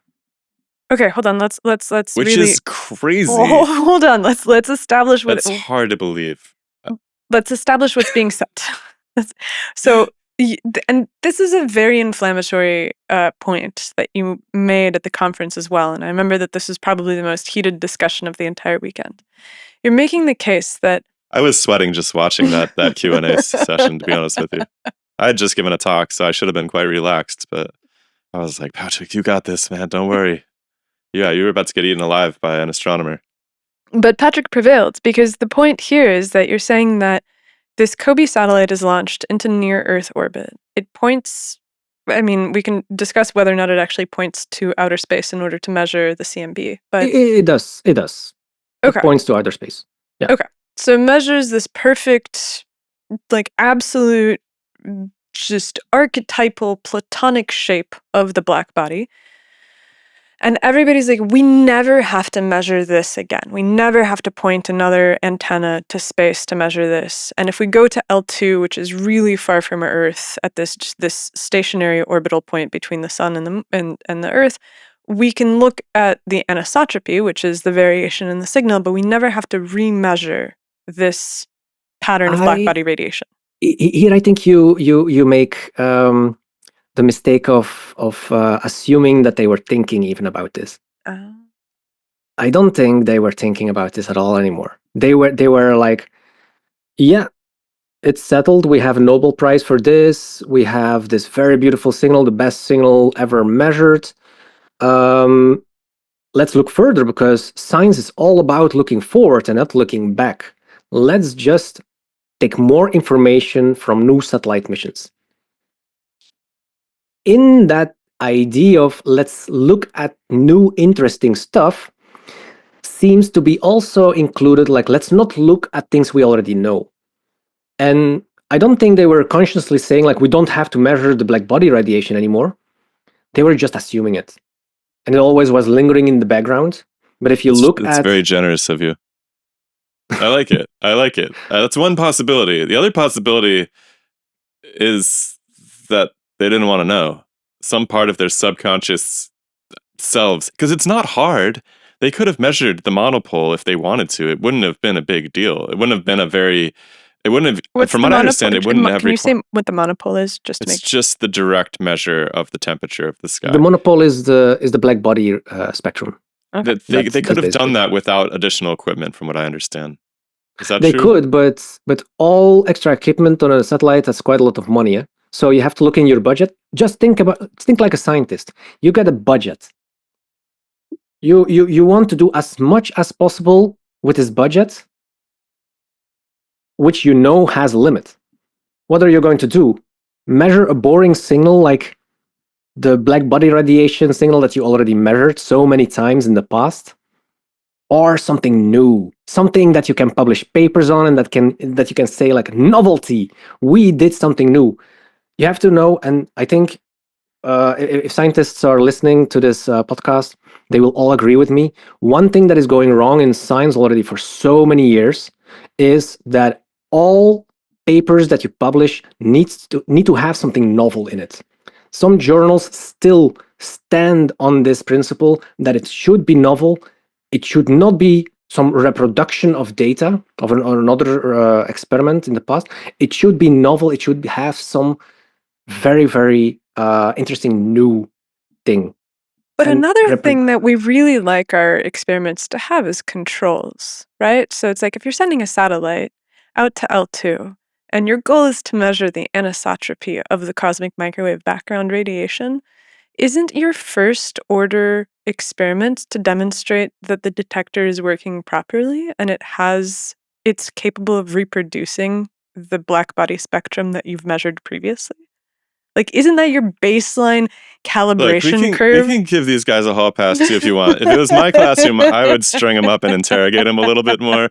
I think there's some subconscious biases that they don't really want to know about, but I mean, possible. Anyways, I will say possibly. I would definitely interrogate them a little bit more about this, but we can give them a hall pass and move on if you want. I could see it from your perspective too, Patrick, that they just wanted to do something new and they already believed so hard that the CMB had already been perfectly, what would we say, measured and related. It's hard for me to understand, but I'll go with it. I'll give them a hall pass. We can move on. It's fine. Yeah, I'm only speculating, of course, but I try to understand why this is happening. I don't want to believe they did this on purpose, because if you read also before, for example, the Planck mission was, so we're talking here about these two satellites, WMAP and Planck, the Planck satellite. When you read about what their intentions were of these satellites, they never ever mentioned that they were wanting to measure the black body radiation spectrum. If they would have been interested in it, they would have said it in advance, I think. So I assume from this lack of, let's say, motivation to measure this, from lack of data, from the lack of any statement, like we want to measure the CMB, both the basic signal, the black body radiation signal on which the fluctuations are, and then the fluctuations as well. They said, like, no.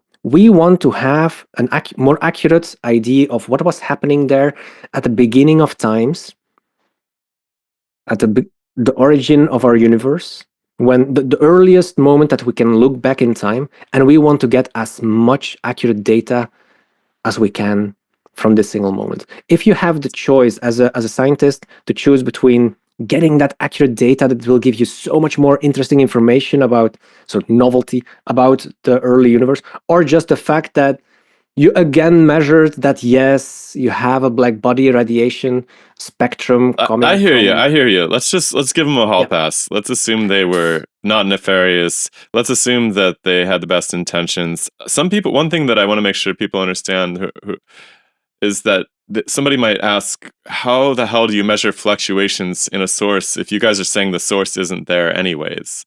You see what I'm saying? Like, somebody might be like, well, how did they measure fluctuations in the CMB if there's no CMB there? Mm-hmm. So can you explain that part? So maybe with a bit of a metaphor, let's assume that you're in a room and you want to measure the heat of a certain object, but let's say you're not interested so much in the heat of the object. You know that already. You assume that this object has a heat, of course. Every object has a temperature. But what you want to know is the different places in this object have a little bit of a different temperature, and you want to know which places and how much difference. So what are you going to do? You're not interested anymore in the temperature itself. You're interested in the differences and the different locations. So you're going to measure this with an instrument, like they used in the satellites. So this is electromagnetic radiation that you're going to measure, but not the absolute value, not how intense the signal is over different wavelengths, because that's ultimately the spectrum that you measure, but perhaps over different wavelengths, but this is not necessary anymore in this experiment. On, for example, a single wavelength or some wavelengths, you want to measure very accurately some spatial image. You want to really make a picture of what this material and what the temperatures are, and that's what you want to map.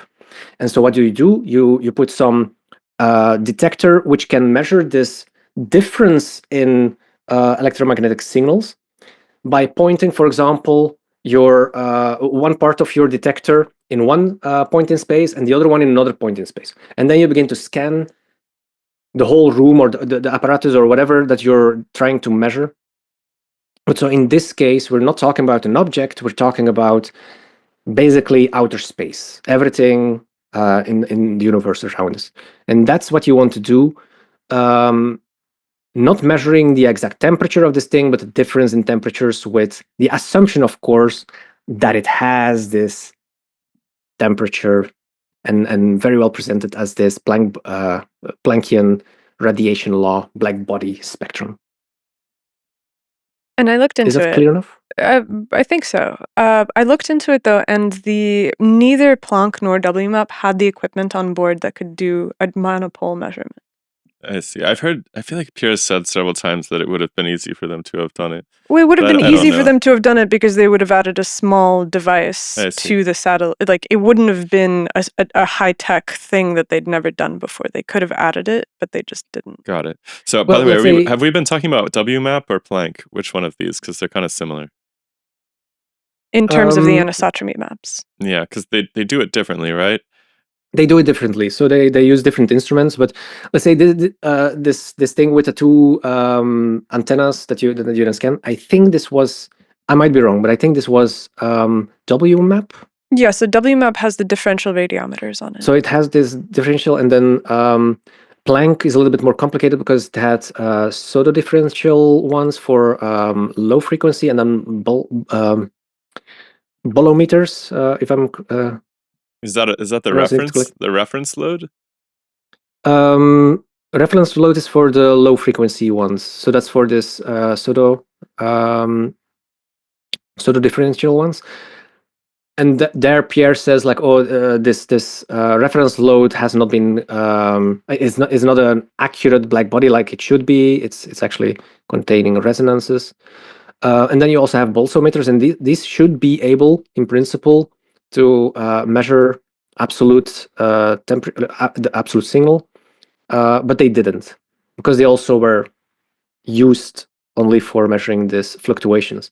Yeah. And Pierre, that's Pierre's argument there. These instruments could have measured, but they didn't. And my counter argument would be like, okay, but if you don't have the intention to use them that way, then let's just make the argument much simpler. Like, the scientists were not interested in measuring the black body radiation anyway. They nowhere said that they were going to measure this black body radiation anymore. And so I guess the question that I think Shiloh asked to lead us into this section was, okay, so we've covered what WMAP and Planck are doing at L2, and that they're making these anisotropy maps with two different approaches, and one is much more high resolution than the other. And so that's the difference. Foundationally, that's the difference in the data output from those two. I think that it's the WMAP was the first one, and it has this kind of low resolution map. COBE was the first one, huh? So of the anisotropy of the guys that were far away from at the L2. Earth. COBE also measured the anisotropy maps. So you can easily find on NASA or even other websites these three pictures that you see next to each other from COBE, WMAP, and Planck. And so Got it. 90s, then early 2000s, and then around 2010. And you see very beautifully how these pictures seem to get a higher resolution and more refined picture. So it's very convincing. If you look at this, you're studying cosmology, you're studying in the university, for example, you see like, whoa, this instrument's really got better, and everything seems to fit. So again, for the cosmologists, for the astrophysicists, I don't blame them for taking these arguments. It's worth reiterating, most people don't realize that the spectrum itself was not measured at L2 with either one of these devices. This is what I'm trying to get to, though, is that there was like a guy who stood up at the conference, an astronomer, and was like, we have definitely measured the spectrum at L2. You don't know what you're talking about. He was wrong. But then he wrote me that the measurement indeed was not done. So maybe he meant something else. I cannot speak for him, of course, but he emailed me saying that indeed it has never been measured on L2, but, and then there are other arguments. So for example, just like I shortly mentioned it in the first half, perhaps that's still in the video, that there, before Penzias and Wilson, there was actually another measurement that is being considered to be perhaps the first measurement of the cosmic microwave background. It is considered to be the first one, but never had gotten this type of hype, let's say, or attention as the Penzias and Wilson measurement. And that's with CN molecules in.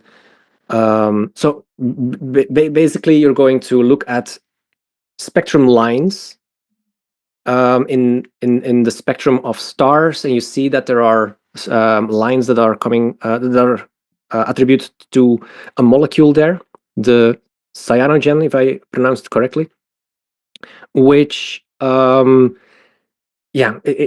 are multiple lines, and based on the relative intensity of these lines, you can calculate a temperature. And so there was this guy, I have to, Andrew McKellar, who in 1941, so that's way back in time, before the Penzias and Wilson experiment. So we're talking here about almost 25 years back in time. And he's measuring a temperature of 2.3 Kelvin for a molecule. And he cannot really explain it in a very good way. He's looking at, like, he was not expecting such a low temperature. And then he concludes, like, okay, let's most plausible explanation is that it's probably some the local temperature from this interstellar dust or interstellar cloud that is absorbing this part of the spectrum. So these are our absorption lines. Then Penzias and Wilson come along, and everybody is all of a sudden so convinced about the cosmic microwave background being present that people begin to look back in time and find this paper and then see like, hey, this temperature is very close to the one from the cosmic microwave background. Maybe this guy was actually measuring the cosmic microwave background in an indirect way, but still measuring it in a very, very accurate way, because ultimately the value was very close to it. 2.3, 2.7. In that time, it was very, very accurate enough. This is a completely different technique, and this is more something that you can compare with. You calculate one number and you say like, this is the temperature. This is very different from the black body spectrum way of measuring a temperature. With the spectrum, you see a complete spectrum. It's a line, it's a curve that you need to fit, and you see that this curve fits very well. That cannot simply be a coincidence. But so when you look at this measurement of the temperature based on these CN lines, it's a completely different story. It's actually one number that you're going to compare with your story of the Big Bang, and you say like, look, it fits. One number, one temperature. It's very close to what it needs to be. You do extra experiments, and you see that it gets closer and closer and closer. What is the problem with this? It doesn't prove at all that you have a hot origin of the universe. There is no spectrum to say like, this is a black body. So again, the whole argument of the Big Bang theory is based on this thermal origin, where you need to prove as a community, as a scientific community, that your cosmic microwave background, that your origin of the universe is thermal, is a black body. One temperature doesn't tell you this. You're right about that. So for the cyanogen measurement, it's like you have one temperature, and once you start comparing these things across different experiments, maybe they align because it's significant, maybe they align because it's numerology. The question that I have is how to address the claim that people make that there is a measurement in low Earth orbit by COBE that appears to be cosmic. I don't think that we've hit that sufficiently well. We didn't. So ultimately, we actually reduced the argument to COBE is now the strongest argument of all. Yeah. From the cosmologists to say, look, it comes from outer space. Can we explain that? Can we explain that away? And I think it's important to understand that this is the last piece. So let's very quickly summarize why this is the last piece.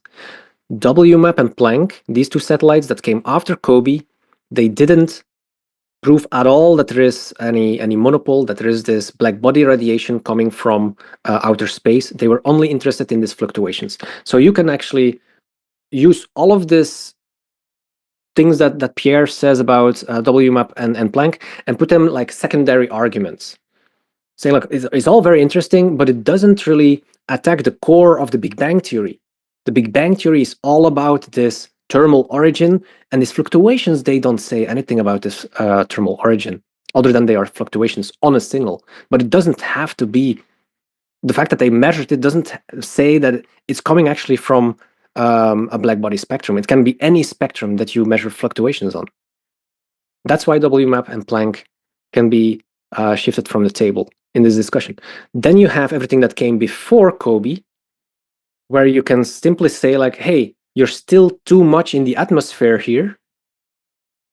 And also the spectra and all these things were perhaps not accurate enough. Maybe it was just one frequency. So none of that is very convincing with regard to what Pierre-Marie Robitaille says, that it might come from the oceans, because you're still too close to the oceans and you have a lot of scattering going on in the atmosphere. But then you get to COBE.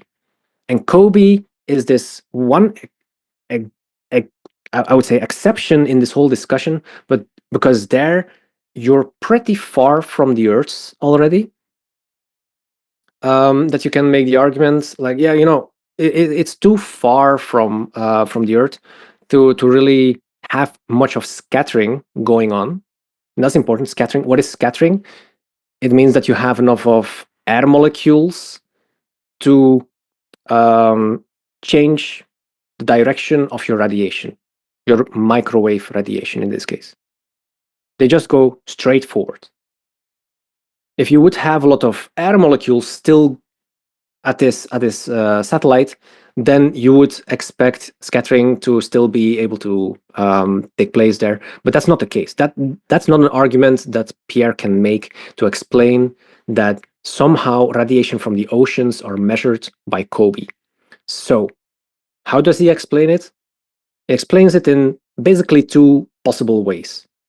One of them is the one that I presented in the conference, but actually the second one I think is even more important, because the first one is, both of them are possibilities, but it might also be considered to have a couple of extra problems with it. That the spectrum that you measure still needs to have this very beautiful shape, still needs to be this beautiful, perfect black body radiation spectrum that they measure. And that's not always the case if you have this mechanism. So what is this mechanism? It's diffraction. It means that radiation can go behind corners, basically. So it's a bit the same as with acoustics. If you're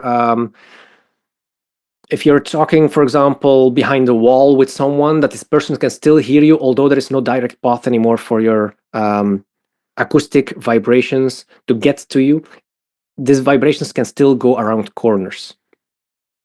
You have the same thing with light. You have the same thing with electromagnetic radiation, so also microwaves.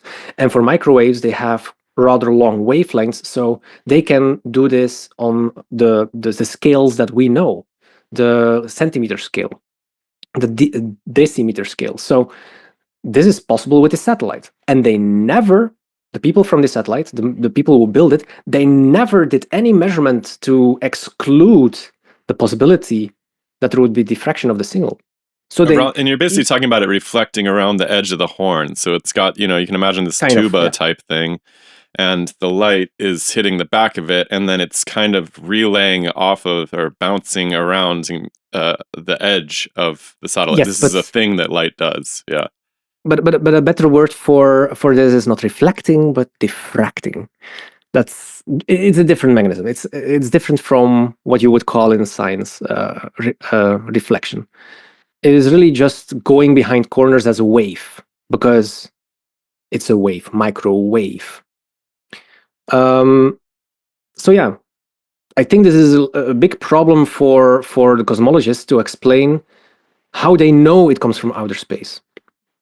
It is, of course, not a proof that it comes from Earth. You cannot call it any proof, but it's certainly something that is missing in all the data from COBE. There is but you said that there were two pieces. So one is this refraction, and what's the other? Diffraction. For the people who have troubles with this we've got diffraction, refraction, and reflection in play. Light gets in, it goes around corners. Okay, what's the other mechanism? The other mechanism is even more concerning, and that is that this satellite wasn't even tested for any leakage of radiation. And why is that important? Because radiation coming from the downside, from below the satellite, can leak into the device and then still be measured by it on the top. And that's something you should always do when you're measuring radio waves, when you're measuring microwaves. These things, they can so easily leak into things that you have to do a zero measurement there. You have to test whether your instrument is well isolated from this part. And so none of this has ever been documented for COBE. None of this has ever been measured. And so you have some opponents of Pierre-Marie Robitaille on the internet saying like, yeah, but how do you know they didn't do it? How do you know that they didn't do this zero, background measurement, you could say, this zero measurement? Because it's not because they didn't publish it that they didn't do it. But my counter argument is, first of all, it would be quite bad science to not publish it if you did it, especially since this is taxpayer money and you want, as a taxpayer to see all of these things that your tax money is going to, especially for such expensive experiments. And then secondly, without this argument, everything falls apart. So you're actually philosophically obliged to have this in your data. Otherwise, it's a basic control that you would expect from any kind of solid experimental system where you're like, look, the antenna is actually silent. This is something in university when students do like some practical lab experiments and they forget to do these measurements, they sometimes don't pass the exam or they get a reduction in their score. Yeah, but like this in is cosmology, super basic. In cosmology, you can still get a Nobel Prize if you forget this. Oh yeah, because they got a Nobel Prize for COBE too. I think so, yeah. Isn't that Smoot? I think was it Planck or COBE? I don't know. I don't know. I'm not up on my Nobel Prize. They got it for one of these things. I think I mean, it was I think COBE. there was some of this too. And going back to your argument, I think that what had happened was as they moved away from the surface of the Earth, their curves kept getting tighter and tighter and nicer and nicer. I think they were just completely convinced, like, it didn't matter. Like, it was already a foregone conclusion by the time COBE came around that this was cosmic in origin. There was nobody standing around who was like, what if it isn't cosmic? I don't think there was a single person in the room at any point in time voicing such a strange opinion. I would agree. Yeah, I think if you are a viewer and you've viewed this video until now and you're still not convinced that the story, let's say the arguments of Pierre-Marie Robitaille make sense, and you're still so very, very much convinced of the Big Bang theory and everything that is going on in the standard model of cosmology, then I think the takeaway message from this video should be that not everything that has been done in the past for the measurement of the CMB has gone through to all lengths that you should actually scientifically would go to. So all of this discussion does not exclude that the cosmic microwave background can come from outer space. But it does conclude that there is no measurement, no documentation, nothing whatsoever in the public domain that shows that the CMB, the cosmic microwave background, is actually coming from outer space. It could as well come from Earth. Boom. There is no proof, no evidence whatsoever that it comes from outer space, apart from, and this is again such a philosophical thing to add, apart from indirect evidence. But indirect evidence is not what we want here. We want as direct as possible. You need to get a crummy microphone that you can drop at the end of this presentation. Perhaps. But this new one, I don't want to ruin it. Oh, man. Yeah, I think that's where we stop this. This is great for now. I would be down to talk again in the future about the oceans theory and how that works out and everything. And there's more to this too. There's more evidence we could go into, especially with the communication satellites and let's say the blackening of overpressured water. There's all sorts of interesting pieces of this puzzle we could keep talking about, but I think that's a good story from tip to tail for why the two main pillars of the Big Bang are a little bit suspicious, or they're maybe not as reliable as we thought they were. We've focused on the CMB, which is half of the puzzle as far as I can tell. And yeah, it's up to you, folks. What do you guys think?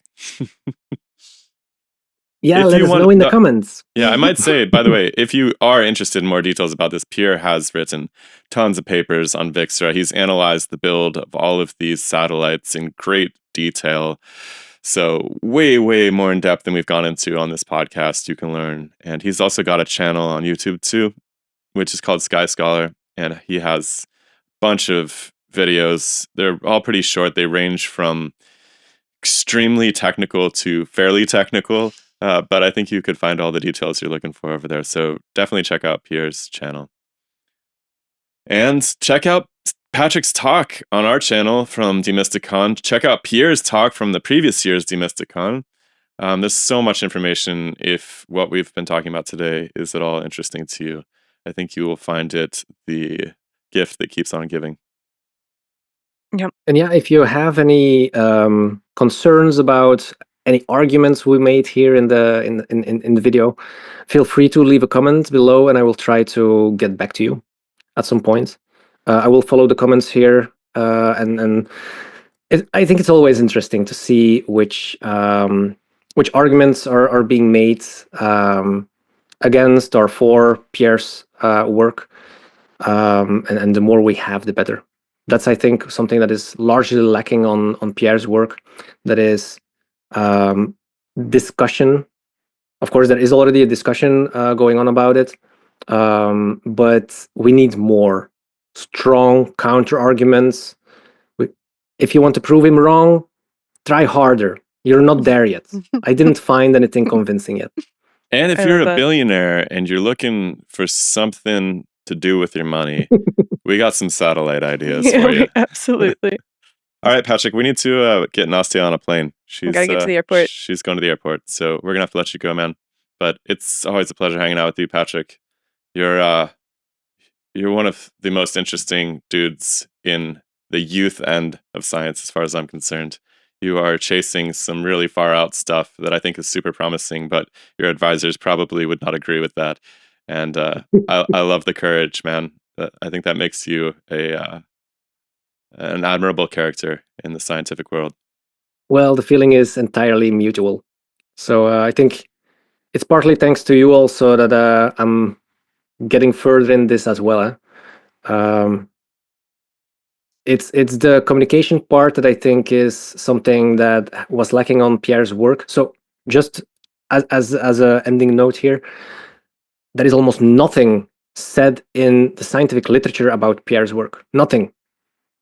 No counter arguments, except for one book that I found with a very small part and maybe here and there a little paper, but it's almost negligible. Well, we're So doing we our part need- to change that. So getting those ideas out there and getting people talking about them is, I think, the Yes. best thing that we can do. And so I always appreciate you taking the time. I know that we pulled you into this at the end of a very long day on somewhat short No worries. notice. And so I really appreciate it, Patrick. It was a blast. It was an absolutely perfect ending of the day. Amazing. Okay. All right. Thank you, Patrick. We'll see you next We'll time. talk See to ya. you soon. Okay. Bye, everybody. Bye, folks. Bye-bye.